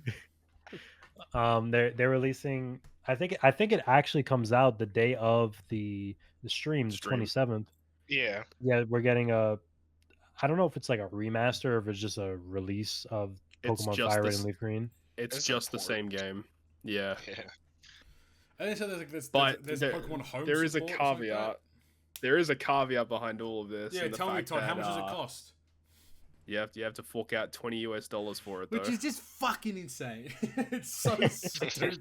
Yeah, so instead of putting it into like the Virtual Boy like Nintendo Switch Online thing, it's just like a separate app on the eShop that you have to pay for separately. Honestly, pirate the game. Am Just I fucking do it. am I really misremembering? But were those Gen 2? Some of those Gen 2 mons were those in the game? Yeah, they are. Oh, I completely forgot that they were. I Yeah, there's don't like remember. several islands do or not- some shit. Yeah. It's like I don't remember, like, because I played Fire Red exclusively. I remember Quagsire, I remember Murkrow, Quillfish. I I don't remember Skarmory. I don't remember Skarmory at all. Oh, the leaf green. Like Delibird, I think I remember you were able to get that. Yeah, you get it from one of the caves, the ice cave. But I don't remember where Skarmory you could get that from. Either way, but like, I don't remember that. It's but, cool, yeah. but $20 for some. How many times they've re-released this shit? like 12. I mean, listen, I'm not gonna lie, I'm getting it. Yeah, but you're a performative man in the gaming world. Like, So it's interesting, right? Because if you're the type of person that like actually doesn't own the physical game, like this is like you just do this 100%. You just yeah, gonna buy it. yeah.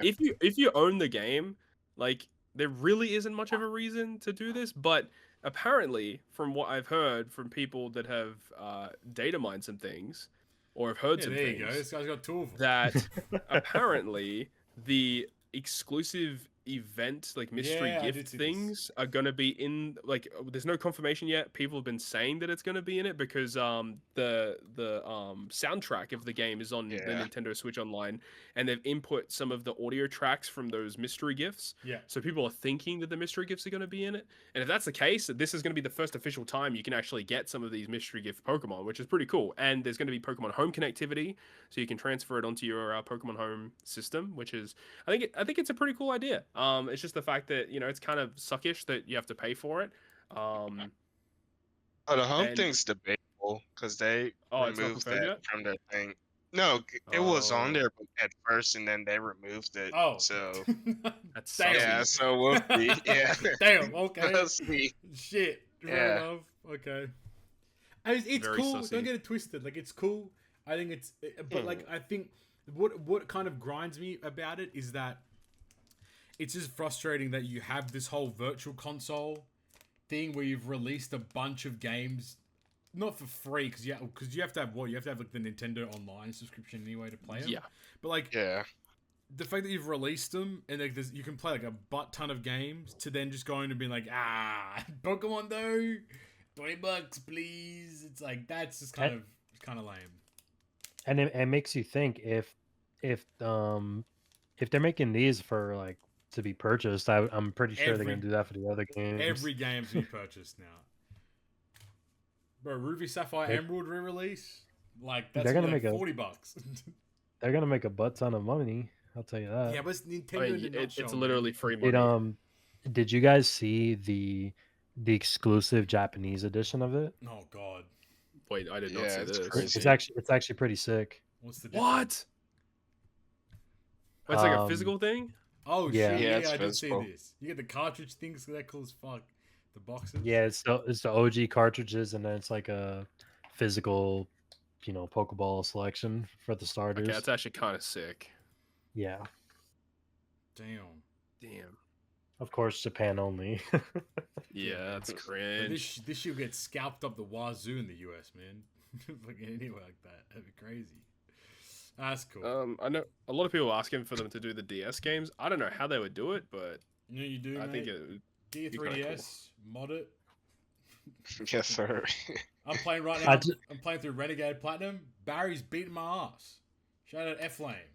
I'm getting my shit fucking rocked by him. Right now. Listen, man, I just need my Soul Silver, man. It's the best game. Yeah, but like, Yeah. don't don't buy it again. No, I will buy it. Like the Switch is too damn big to carry around. I've had enough. It's not a handheld console. That shit is too big. Talk to him. The 3DS and the 2DS XL are peak. Actually, peak. That's peak Nintendo design. Yes, sir. Like I think, Yes. yeah, bro. Like I know I've been talking about like me homebrewing my 3DS recently, but like I like used it on the plane the other day, dude. So sick. Like I feel like a fucking baller. I was just like, I was on my 3DS playing fucking Pokemon Renegade Platinum like a sick cunt, and I was like, this is what gaming is, man. Like my Switch, like honestly, 2DS XL is like actually peak. like the Yeah. Switch is just too big to carry around. The 3DS, 2DS XL, you fold it in your pocket, but it's same size as my phone. Nah, But actually, nah. You want to know what the peak handheld is, but no one wants to talk about it? here we go. It's a PSP. Yeah, that's Facts. Yes, sir. That's the That's coolest. Holy. That's That's the Switch. That's the Switch, man. It's the base of the Switch. It's a good size. Like handheld should not be, bro. The Switch is too damn big. I've had enough. That's like Steam Deck, right? Like Steam Deck's pretty big too, right? You could like fucking beat somebody with this thing. Bro, like put that in your pocket right now, bro. That shit is not going in your pocket. Your 3DS though, that shit's going in your pocket. Your PSP's going in your pocket. Like, otherwise, it's just too damn big, man. Like it's a home. Like it's So fuck it, man. Nintendo, good on you for making more money. But Gen 10 better be sick, or else I'm fucking. I don't think I will ever buy a Switch 2 if Gen 10 is booty. We're not there. We will not be there. Wasn't there Yeah. some leak? It's like called like Pokemon Wind. and, Oh, like- shut up, man. I'm gonna be a Pokemon Wind and school- Waves. I'm gonna be a school kid in my fucking uniform again, and then my rival's gonna be my bestie, and like, then like we're gonna go Classic. We're gonna go kill like some Pokemon that's like trying to kill the world, but like they don't really call it that. And then the fucking fucking kill me. I'm actually kind of like genuinely excited for this Pokemon Presents. I think it's gonna be good. Do you guys have any like thoughts on what it might be, or what they're gonna like show? Oh, we do know TCG Pocket will release a new set on the same day. Shut up, man. TCG Pocket talking about WPCG about Pocket. TCG Pocket. And don't forget about Pokemon Unite. Oh, shut up, Let's man. go. Pokemon- I think they said Articuno, Moltres, and Zapdos are going to be in Pokemon Wow. So- We W. might have to play. I might have to get my Switch out. I might have to get Gamer. That's Unite. So, cool. Pokemon Master Sex. Oh, Master Sex is gonna get an update. That's huge. Probably. Let's go. Let's fucking go. Maybe dude. they'll actually reveal actual TCG stuff, like new upcoming stuff. Oh, like for the 30th anniversary for the Oh yeah, TCG, maybe. yeah, that'll be big. They should show a video of Reggie assassinating a scalper, like just killing him. Like, in cold. Is there is there supposed to be another Legends ZA DLC? Shut up, man. I hope there's not. Oh, actually, this would be a good opportunity because there's There still should be. there's some megas that aren't even in the game yet, right? Yeah. Yeah. Yeah, Garchomp's not in it. Yeah, my man's. I hope they forget. Damn.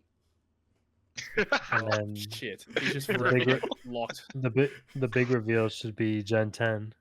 Yeah, Yeah, we it knew. will be.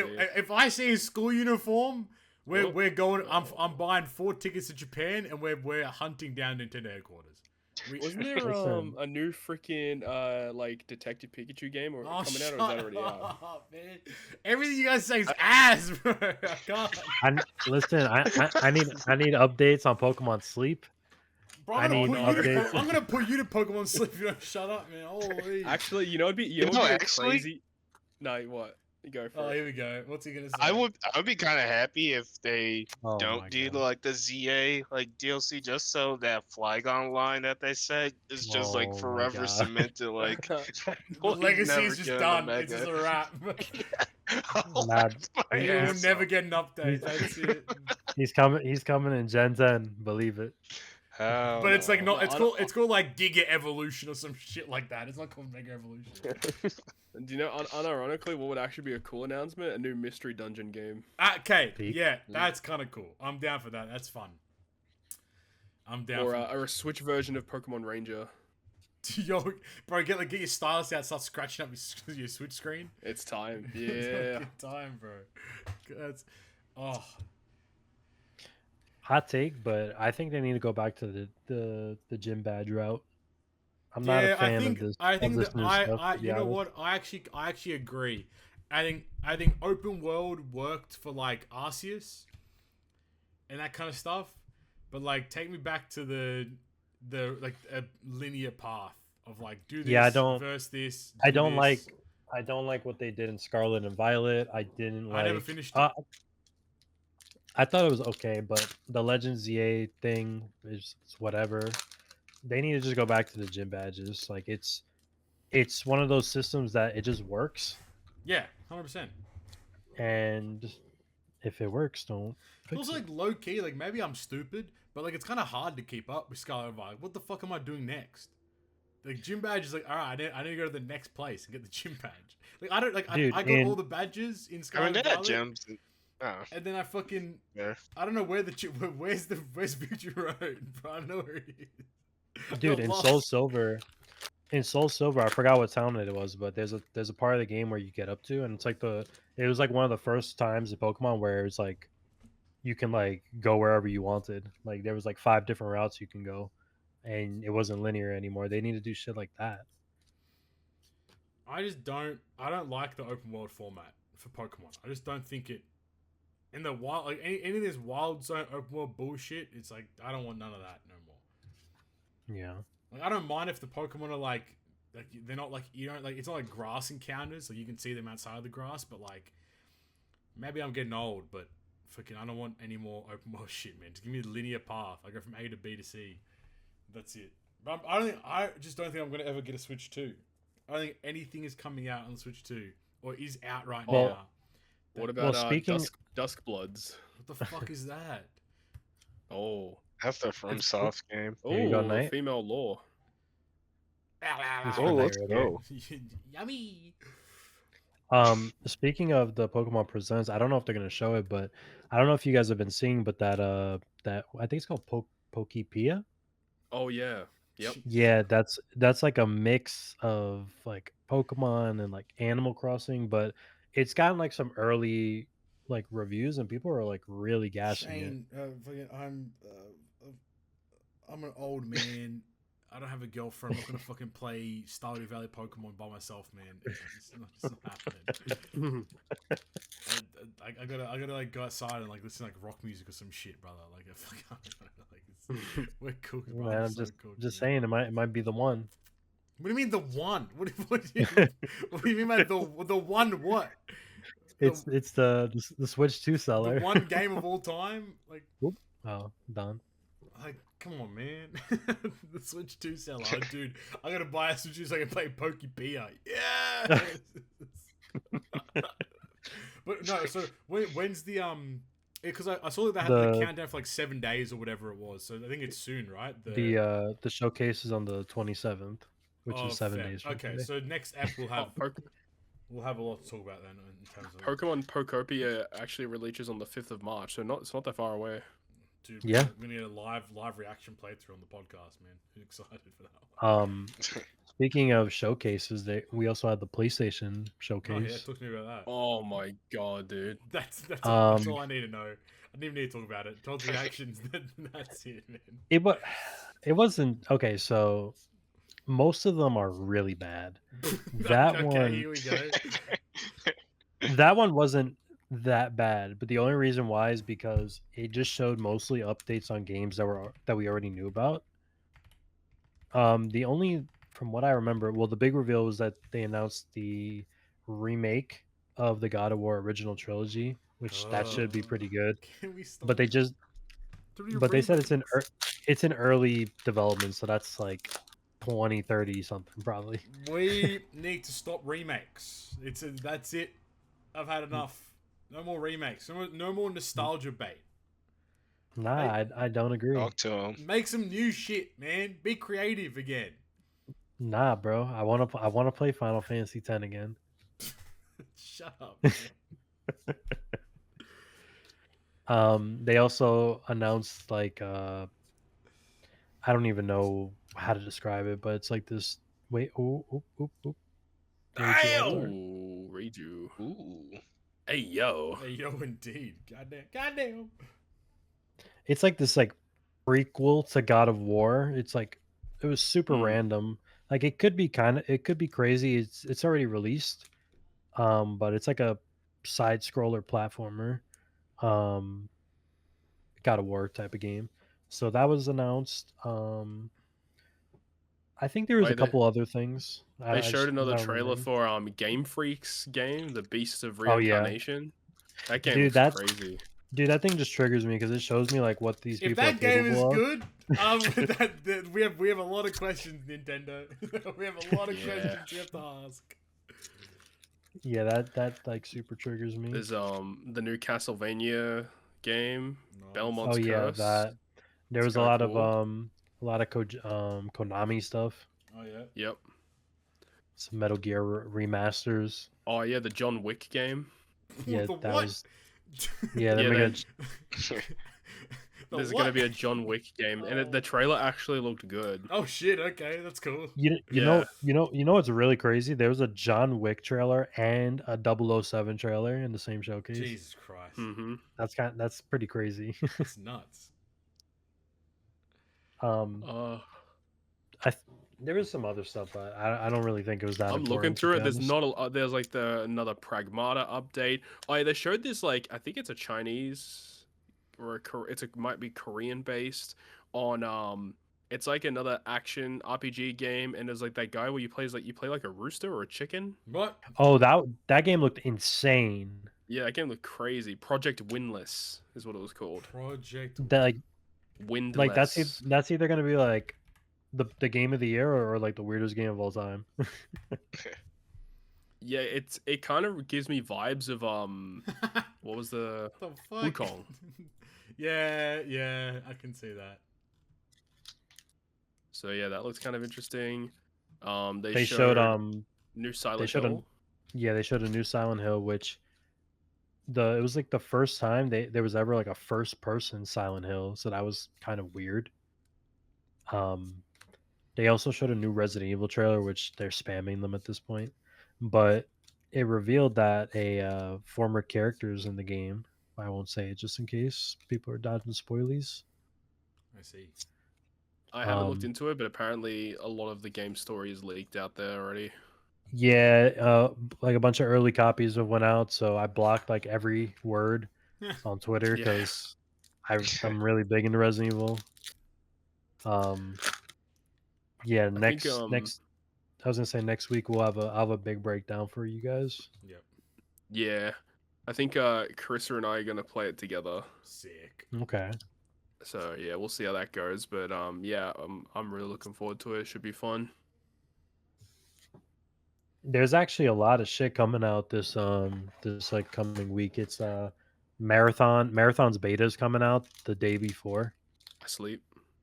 Yeah, so that's either going to be another Concord or it's going to be Peak. What was that? The new High Guard? How'd that go? Yeah. Oh no. they laid off like 70% of the team. Sick, man. Jeff Keighley said it was good though, so surely it means it's good, right? Speaking of laying off, did you see the head of Xbox step down today? I heard about Phil Spencer. it. Yeah, good. Crazy. It's about time he goes. I agree. Fucking blows. But then supposedly the lady that they brought in used to head up AI at Microsoft, so it's already an and she has no gaming background at all. And she's the head of Xbox, which is the gaming division at Microsoft, which makes no fucking sense how you get the job without having a gaming background. It sounds like it'll go over well. She's gonna get bullied out the wazoo, which is very tough. Especially because it's a woman in gaming. So it's already hard enough as it is. But like, if she does some dumb shit, like, oh, she's gonna get cooked, bro. She gets so cooked. Yep. I think her first like press conference, she was like, "We're gonna avoid AI slop in the Xbox because gaming should be about art and shit first." Like, bitch, you ran the AI division at Microsoft. Like, it's your job to do AI, you idiot. Like, I don't know, man. Alas.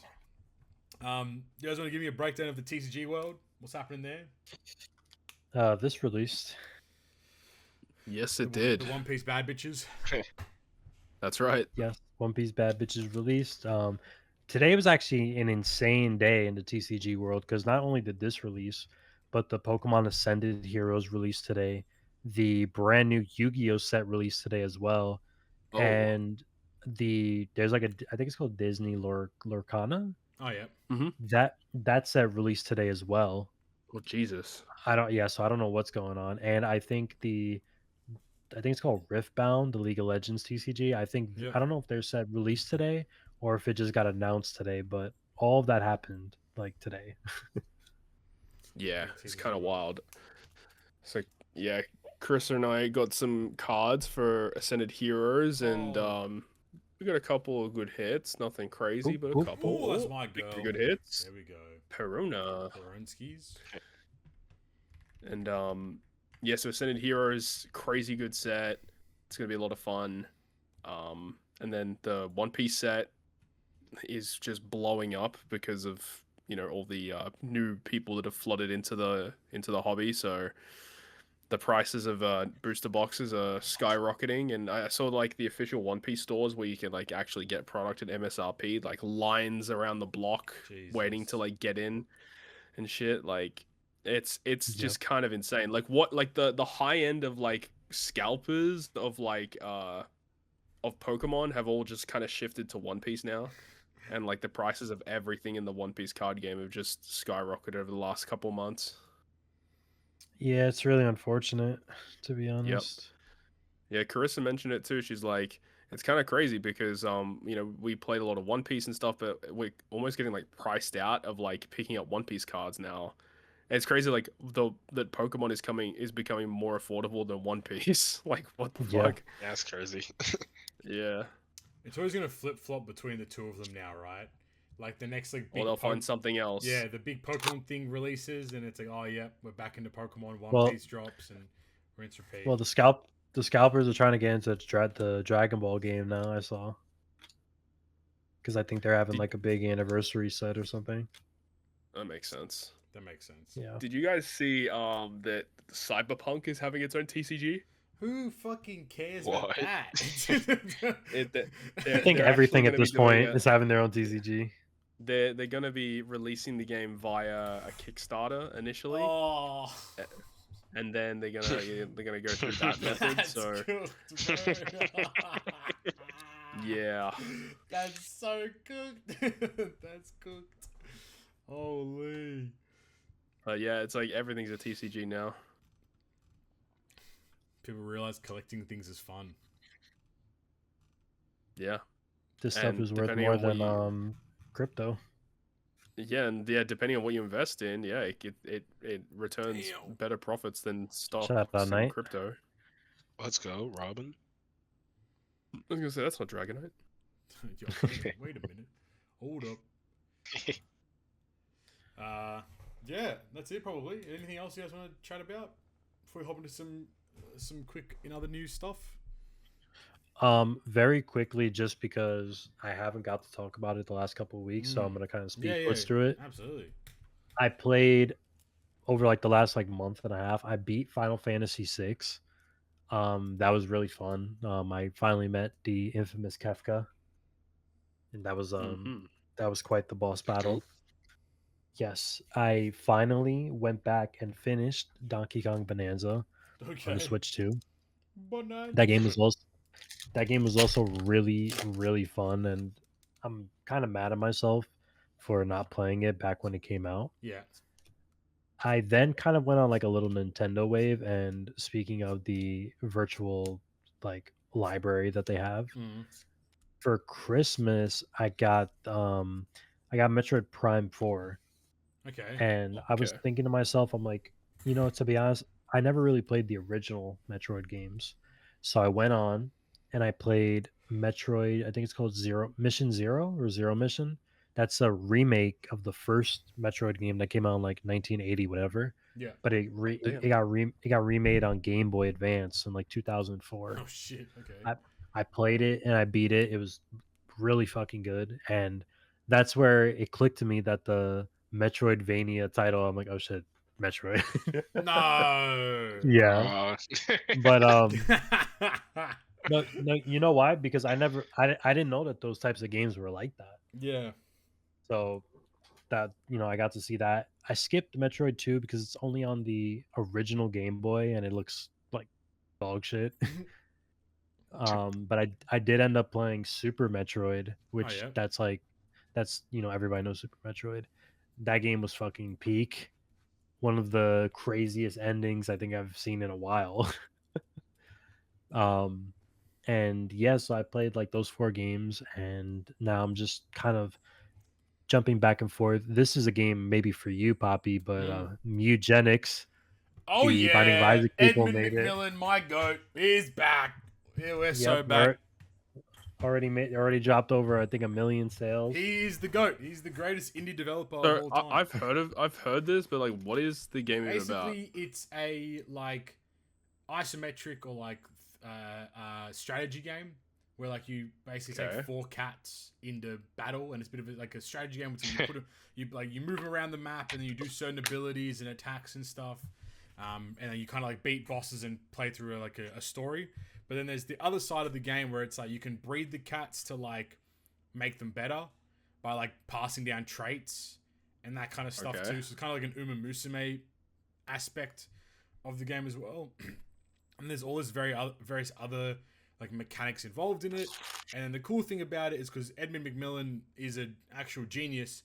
There's like you can like do like crazy combos and like certain moves or do certain things that like that lead to this, that do that. And you can just build out like every run it's like a roguelite strategy game where it's like you pick 4 cats, you run the game, so on and so on. And like it's a bit of a unique kind of flavor to it, I suppose. Like probably not for everyone per se, but like if you've played like Edmund McMillan's games before, like The End Is Nigh, Binding of Isaac, Super Meat Boy, that kind of stuff, like you kind of understand like his games are really good. Like in this game shows dividends. Like I think he started development on Mugenics like 14 years ago, and then they lost the rights to it, and then he bought it back, and then it was just him and one other guy that devved it for a while, and then like they got a team on it, and then like it's absolutely crazy. It's a pretty fun experience, and Edmund's a like probably I would not be like I honestly like it might even be like game of the year level already, like as an indie game. Like it's so good. Oh jeez. Like and it's going to show he sold like 1 million copies in like what 36 hours, something like that. Like, dude, Holy shit. Dude, I bought it and I've been playing it a little bit. I don't know if it's just I fucking suck or if it's fucking hard in the beginning. Yeah. But I'm getting like wrecked. Yeah, that's Edmund's games though, right? Like once you understand it, it's like Binding of Isaac. If you've ever played Binding of Isaac, like that game is like I got wrecked. Yeah, that game is so hard when you initially play it, and then like it just becomes like really easy. And I think it's like the game is just meant to be challenging, like as it is. But it's also like a bit of a strategy game too. So like like it's kind of like if you're good at that kind of stuff as well, then you'll have fun with it. But yeah, shout out Edmund, man. Mugenics, cool, very very cool game. But yeah. Anyone else play anything? Night, Todd, you guys play any games? Nah, not really. It's been pretty chill. I'm like right at the end of SMT3 right now, so after that I plan to I don't know what I want to do. I think I have something fun in mind, but we'll see. Okay, let's go. Sick. All right, let's quickly run it. In other news, you can buy a damage limit break type tablet in the Kizuna shop for 500 insignia. Probably worth it. Nice. So have a look at that. The other thing is I want to give a shout out to the worst name in OPTC history, Stump D Nudes. This is fucking cooked. But they found a pretty cool workaround regarding the boosted character system in Kizuna, especially given that it is genuinely disgustingly broken and horrible in OPTC right now and it hasn't been fixed for like 4 years. And the way that kind of functions is that you go to your friends list, find friends that have the friend captain that you want, and then you have to favorite them. And then you can sort by favorite, or sort by boost effect, and then the favorited friends will be at the top of the list. So it's kind of good in that sense. So try that out in that kind of space. It'll be good to hopefully find yourself some units in that sense. So that's probably it for in other news. But from there, I want to go into the shout-outs. If you've enjoyed today's episode, make sure you go down there, hit the like button, hit the subscribe button, and Knight, what are they commenting down below today? Leaf green. Leaf green. There we land on that one there. But yeah, you can go like, subscribe, do that kind of stuff. You can also hit the join button, plenty of different tiers at different price points. I want to give a massive shout out to our GGP producer of Alexander Wisniewski and our good members of Stump, Red Halo, E Recshin, Wankafella, Mike Schallo, Kiri Karasu, and Obsidian Steed117. Thank you guys for the continued support. We do greatly appreciate it. Now, from everyone's favorite section into the shouts and into everyone's actual favorite section, it is the Q&A. The Q&A. Woohoo. If you have any questions, you can send it through to us via our Twitter at GGP Podcast or our YouTube community tab. First question comes in from Pokey Smash Bros. Pause. They say, what super evolution are you most excited in the future, and what is a release 6+ you would change to be better? I mean, the changed one would be every single fucking 6+ at this point. But what's one that you're excited for in the future? And they did actually make a nice little graphic of a lot of the older legends, so I've just sent that through to us now. But what's the 6+ you would like to see in the future? Oh, super type Katakuri. Yeah, please, bro. He might actually be good now. Hold on. Wait a minute. He might actually be good. But he probably not. Super type Katakuri for sure. I think Gecko Moria 6+ might be kind of sick. Yeah, I was going to say, that'd be kind of sick. Because Gecko Moria on release was actually really freaking good. Very underrated, but very, very good. Yeah. Him with a 6+ would be kind of nice. Final and Type Ace Kid, kind of too. Final Type Kid not having a 6+ is also kind of crazy. That is actually genuinely hilarious. He doesn't have a 6+ yet. That Sabo Ace getting a 6+ might also be nuts as well. That was a crazy unit on release. Oh, the Kizuna one? Yeah. Toki 6+ might make them a bit more relevant in modern gameplay, but they're already broken as fuck anyway, but they might get even better, which would be cool. Yeah, that's true. If you could select more units. Whew. Yeah, imagine 3 units or something like that, something crazy. Up the number, select more units, add more utility in the special or captain or super type. That could be insane. I think they could do something with the Kaido crew unit. Probably not, but they should, because that unit's probably a bit. Kaido crew is so funny because when we saw his abilities, oh my god, he's so busted. He's like V1 Kaido but better, and then we used him. And it's oh wait, he's trash. And he's also released. He was also released for Kizuna, not for for TM, where it probably would have been better. I mean, probably on that list, probably Roger Whitebeard is crazy. That unit or the Straw Hats, actually, those units would go nuts. I think. Yes, I would agree. They would be very fun units. So you get a 6+. So very cool there. Get the sweet commanders. Honestly, it's actually a really good unit still as well. Low key. Yeah. Special blind removal captain.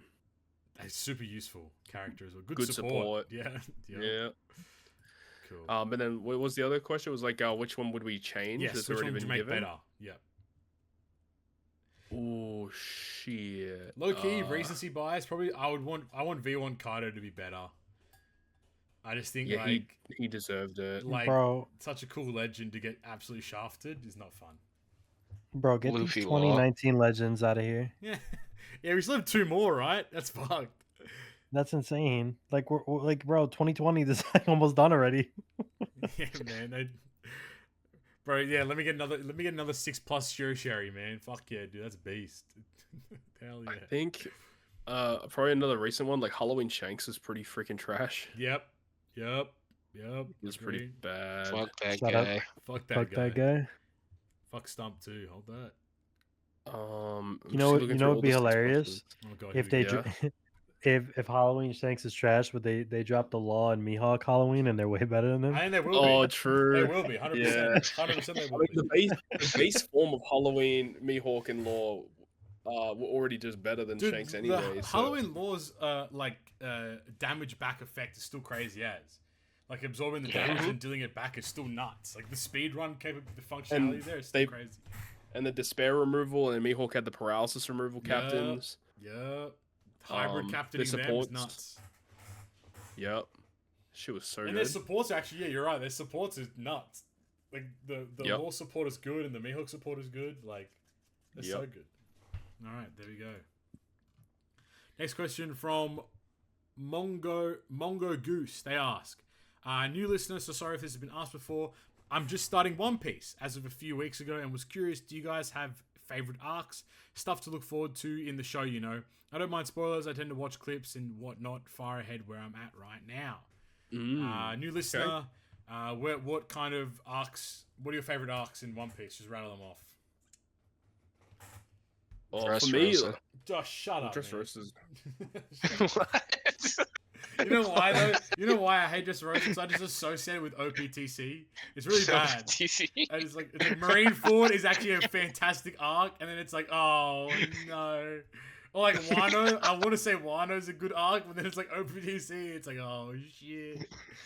Wano is genuinely like not a great arc, I feel, because of the pacing in So Wano was slow. kind of bad.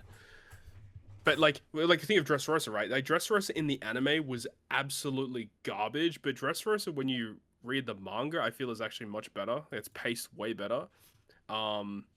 It goes with that a lot, but like I feel like when they got to Egghead and definitely like in Wano, it was not even just Wano anime, but Wano manga. Both of them dragged on quite a fair bit, which was pretty rough.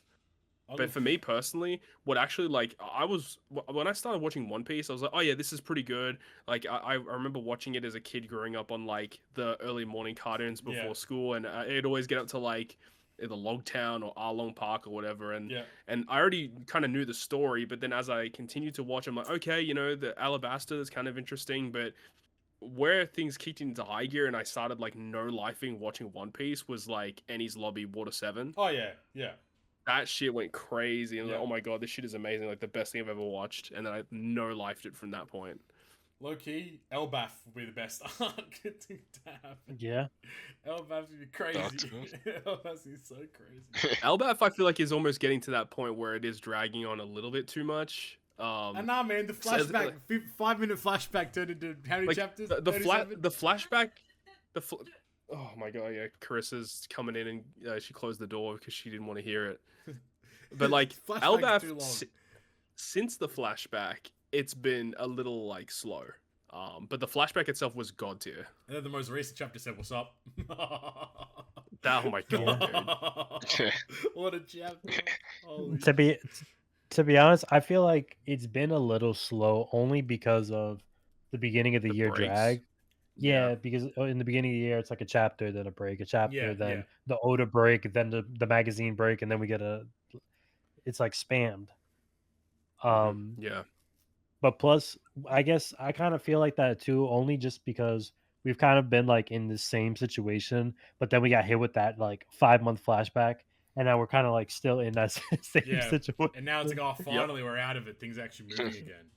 But yeah, now like stuff's actually That's happening. peak so. piece. We're so back. They definitely needed to give us that flashback though. Like Oh, a lot of that flashback context. was A peak. lot of context in Yeah. that one. No, I think you're right. I think Ennis Lobby, Water 7 is crazy. Like low key, I think Marineford, bro, even like Sky Pier is good. People like laugh Subardi. about it. So, honestly, just watch One Piece, man. It's all good. Impel down. Impel Goat. Down. That's a goat. That's actually also an underrated arc too. Impel Down was great. There's a lot of slow ones though. Like I felt like the whole first half of Thriller Bark was such a No, drag. what about Long Read, Long Land, man? What about Oh my god, kill me. Nah, in the manga it's goated. Davy Bag fight, bro. Tell us the Davy Bag fight though. That's very important for going forward. Fishman Island was a bit of a drag too. I feel Fishman like there was Island important actually moments stinks. in it, but Fishman it was Island kind of actually shit. fucking honks up the gaff. That's a stinker. I'll give you And that. Punk Hazard wasn't great either, honestly. Nah, man. What about the 10 Hey. the 10-day fight, dude? Like again, there were like good moments, like especially at the end of like Punk Hazard where Dofi shows up, Cruzan shows up. Like that was kind of That was sick. crazy. And like the moments were cool, but I just feel like the arc as a whole was like just slow. Low key, Whole Cake Island. I think it's not that good. I don't think Whole Cake's that good. The Katakuri fight dragged on. The end of the fight was sick though. The end of the fight when they got and- that really good animator to do it, I was like, whoa. Yeah, One Piece can look really And- good. like the first half of Whole Cake where they had to go through the fucking woods and shit. And No, then, I like, don't. That's all voided it was from my boring. mind. I think that's all like Yeah. voided from my brain at this point, man. I always forget that like Luffy he beats Cracker or some shit. I always forget that Yeah. that happened because I'm just like I just don't remember. Cracker like, fight was lame. Yeah, the tea party was cool, but then like them running away, Big Mom chasing them, wedding cake, blah blah blah. Oh Jesus, shut up. Like a crock and bush head ass, man. But Yeah. I think One Piece is just good. Just watch it. Every arc's good in its own right. Like there's a lot of just. I think you're right. There's like not every arc is perfect, but every arc has really good moments that just make Yeah. it really fun to watch. So there we go. Next question from Emir999. They ask, when do y'all think the character with the starting with the letter L is coming out? I guess to OPTC. It's gonna May. be either 12th Annie or it'll be like the One period Piece of time Day or- where we get French Annie. Yeah, like One Piece Day French Annie ish. Yeah, I think pending how the restart of the anime goes, because that's in like Yeah. April, and that'll lead into Yep. May. Like there's potential that they get like shown, so I can Yeah, see. it really depends on yeah. how efficient they are at getting like the content in the episodes. Yeah, They could line it up that way, but I mean, they're not going to animate episodes to make things fall in line for Treasure Cruise. So no man, it Treasure Cruise is depends. the We'll see. premier financial mover for One Piece, bro. What are you talking about? Yeah, But I think you're right. I think it's probably the safe bet is probably like One Piece Day, or that thereabouts, that Sugo Fest, that Super Sugo Fest, or what would be better would be 12th Annie. Would be crazy if that was the case. I'm fully expecting 12th Annie just yeah. to be like all full Elbaf Straw Hats. They should just Honestly. do what would that be? V3 Straw Hat Crew, V4 Straw Hat Crew, Yeah, just to V3? get them all out of the way. Yeah. But they're gonna just do it where all the Straw Hats get their own Elbaf legend. Memories of Elbaf. Oh no! Memories of Don't Elbaf. even. Okay. Yeah, when they do that, they just 6+ all the Straw Hats from the memories to the Yo, Elbaf that might be a good versions. idea actually. Yeah. Next question from Sir Tallywacker. They ask, serious question, how would each of you go about fixing co-op? Question mark. I'm a returning player from 2018 and I'm that psychopath where it's my favorite game mode. Both my brother and I returned to the game at the same time and it's been quite fun grinding that mode with him. I think playing it in that context is actually fine. Like playing co-op Yeah. with someone, and if you're actually like both playing it and like enjoying it, I think it's okay. I think the downside is that doesn't occur that often, which makes it very challenging to actually enjoy co-op. Co-op is just purely like hope to God your partner is actually half decent and then go from that. And then even then, it's like you're not really sitting in a physical room or very infrequently. So I think playing co-op in that sense is perfectly fine. And it's probably more enjoyable when you're playing next to someone as opposed to playing it individually or like playing with someone online but not actually talking to them or like being in presence with them. I think how do you fix co-op? You delete it from the fucking game. Like that's just not even a joke. That's actually just genuine. Like I think removing co-op nothing changes. You lose one free to play unit every 3 months, which is 4 units. So like who gives a shit? There's nothing really like there's no incentive to really play it, in my opinion. It would be cool if you could play like every content in the game in a co-op sense. I feel like the optimization of co-op should be better. things are really slow. There's just I just don't think Treasure Cruise is a good game to put a co-op style mode into. I just don't think it really works well personally. No, I agree. I think there is no Yeah. co-op doesn't give the player anything new in terms of like rewards or anything of the sort. So Yep. like, even like the whole co-op like leveling system is irrelevant. Like you level up one unit to max luck and stuff, and that's it. I don't like having to use a co-op captain. I really hate that. Yeah, and you just have one unit you level up to max, and then you use that unit every time. Otherwise, Do you know what Co-op Quest reminds me of? Do you remember way back in the day where the line version of Treasure Cruise introduced their own version of PvP and how it was like real janky? Yeah. And then it's like comparing the line version of PvP to like what current Rumble is, and it's like it feels like Co-op Quest in its current state is like the line version of PvP. Yeah, I think that's a great way to think about it. Yeah.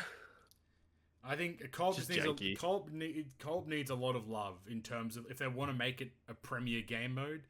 It just needs to run smoother, but it also needs to be unique. Like it can't just be the same copy paste. You know, same bosses, same outcome, same this. Same, it needs a fresh coat of paint. It just does, but it probably won't ever get that because it doesn't actually make any money at all. So there we land. Second last question comes in from JMess2108. They ask, "Hey guys, I haven't been on the game since 2021, but I'm still here because I'm a fan of the content. One Piece is life. Anywho, I saw some fan-made collabs for the One Piece TCG with Luffy and Goku, and I wanted yours take on some fun collabs. Imagine seeing the live action get put into OPTC. Thanks for the content." I mean, I would collab with anything at this point now in OPTC. But to be fair, like it is weird though, because at some point it's like, oh, OPTC collab with fucking Borussia Dortmund Football Club, and it's just like, you know, and then the character, then like they just give you a character in the game, so it's like, what?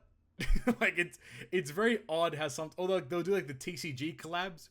Remember when they had those Kazuna Rare recruits with the TCG things and stuff like that too? Yeah, like, they were sick. I think that what they should have done is, with every like release of the TCG, they probably should have had like a collab unit come alongside it. I think that would have been really cool. That'd be interesting. Little like at least like little tie-in would be fun. But other than that, I don't think One Piece Treasure Cruise will collab with any kind of games. But again, like their list is probably endless of the things it probably could collab with or probably should collab with as well. Yeah. Better not us get down that rabbit hole, because everything under the sun would be fun to collab with OPTC. But we had one Dragon Ball collab, and that was it. That's all you get. Last question from Wankafella. He says, "Hey fellas, as you guys have discussed before, the Switch 2 has been a bit of a letdown with the lack of great releases. As I look back at the consoles that have come out, I wonder which is the game you could not live without. So from this list below, if you could only keep one of the games from each console, while the others would be erased from the world, which would it be?" And he's given us a list of consoles with some games he's written alongside them. So on the NES, he has Dr. Mario, Castlevania, Legend of Zelda, Mega Man, Super Mario Bros. 3. So you're picking one game, and then the rest get erased. Keeping Super Mario Bros. 3. Yeah, I think so. Has to be. Zelda gets erased, though? It's kind of cooked, though. Hold on. Yeah, wait a minute. I've never played the original Legend of Zelda, but Super Mario Bros. 3 was kind of goated. I'm keeping Dr. Mario. It's time. Let's go. Flame? Zelda. You're going Zelda. Alright, from the SNES, we have Super Mario World, Super Metroid, Chrono Trigger, Donkey Kong Country, or NBA Jam. Low-key Donkey Kong Country for me. I played that a lot as a kid. That shit was fun. For me, it's between that and Super Mario World. I would probably say Chrono Trigger. Damn. Okay, that's a good shout. Let's do Prime. That's your Prime, and then Todd. And then Todd, what were you? DK. DK, cool.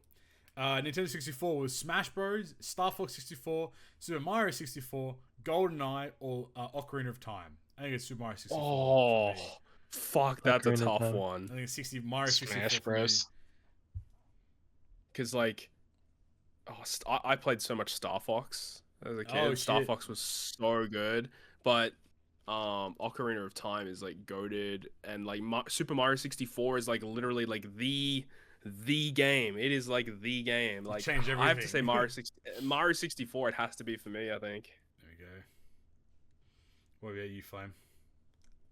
I said Ocarina of I'll go Time. too. So yeah, there we go. The Switch, Mario Kart 8 Deluxe, Breath of the Wild, Xenoblade Chronicles, Mario Odyssey, or Smash Bros Ultimate. That's a crazy list, actually. Wow. Xenoblade Chronicles. That's Xenoblade crazy. Chronicles. Shut up talking No, to me no, about no, Xenoblade that's no, insane. no. I'm asking, like, what is it? What does he mean though? Like, which one? Probably the Just like the maybe the remake of the franchise. first one, the third. Maybe the third one because it's new. I think it's gonna be Mario. Oh, I can't be Mario Odyssey, bro, because Mario Kart 8 is so good. And so Smash, bro. Does he have the Switch? No, Switch 2, right? He wouldn't have Switch 2. Nah, Switch It's 1. like a separate. No, Okay. There's only no Switch 2 option. In terms of amount of I've played, I'd say Mario Kart 8 Deluxe, but I think Breath of the Wild is a better game. I think it's Odyssey for me. I think Mario Odyssey is probably one of my favorite games of all time. Odyssey is I'll pretty probably- good. But I played I'm more gonna say Smash. I'm gonna say Xenoblade, You're cooked in I- the head. but I do think Breath of the Wild is a little overrated. I'm not. Gonna What? lie. Talk to him. It is. It is. Talk to him. I respect it. What are you gonna go, Knight? I do Mario Kart 8. Yeah, I'm gonna have to join Mario Kart. Yeah, beast. Let's go. Sega Genesis, Sonic the Hedgehog 2, Earthworm Jim, Castlevania Bloodlines, Shinobi 3, or Streets of Rage 2. Bro, Sonic. Yeah, I think Sonic clears in that one. Next question. Yeah. Oh wait, just before we move on, he didn't mention Wii as a console. No Wii, I know, crazy, right? Or did No he didn't say GameCube Yeah, or either. GameCube. Also Yeah, crazy, that's kind right? of insane. Wankafella, mate, what are you doing? PlayStation 1, Metal Gear Solid, Tekken 3, Final Fantasy 7, Resi 2, or Crash Bandicoot 3? You know what? Fuck it. Crash Final- Bandicoot. I'm thinking Crash Bandicoot. I think this Final is different for Fantasy. me because if it was like current me, I would say it'd be probably Final Fantasy. But if we're talking when I actually played the PlayStation 1 growing up, it was Crash Bandicoot. Yeah. Alright, PlayStation 2. GTA Vice City, Silent Hill 2, Kingdom Hearts, God of War, or Guitar Hero 2?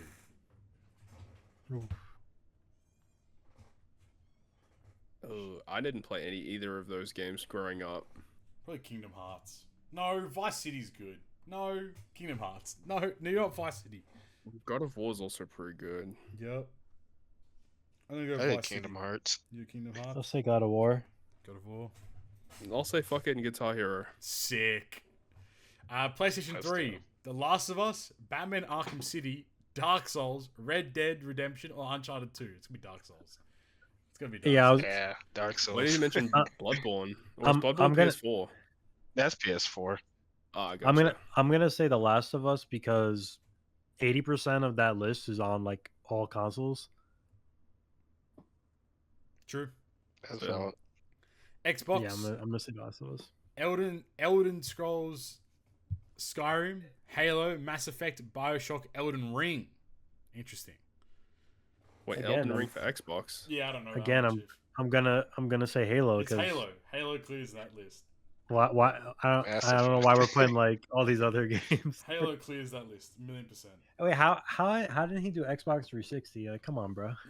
Wankafella, he hasn't got his finger on the pulse of the nation anymore, man. And then the last one, arcade. Pac-Man, Space Invaders, Street Fighter 2, Mortal Kombat, or Donkey Kong. Street Fighter. Yeah, probably Street Fighter for arcade. There we land. Night, Todd, anyone for arcade?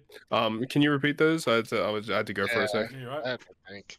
Pac-Man, Space Invaders, Street Fighter 2, Mortal Kombat, or Donkey Kong for arcade. It's the arcade version. Space Invaders. Damn. Probably MK. No, MK, okay. And then Yeah. on the OPTC side of things, I think it's finally come to an end for me with OPTC. I think I realized it when I didn't play for a few days and didn't have the urge to play again. Playing OPTC is truly a relationship, and when you know it's over, it's over. I'll continue to listen to you guys and do my best to submit questions, but there might not be an OPTC side of things anymore. That's fine. That's perfectly fine by us.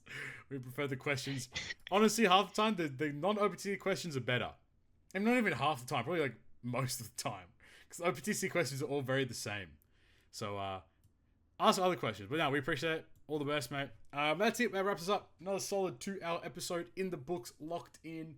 Hope you guys enjoyed Flame opening some packs as well. That would have been nice and fun for the video watchers, which is always good.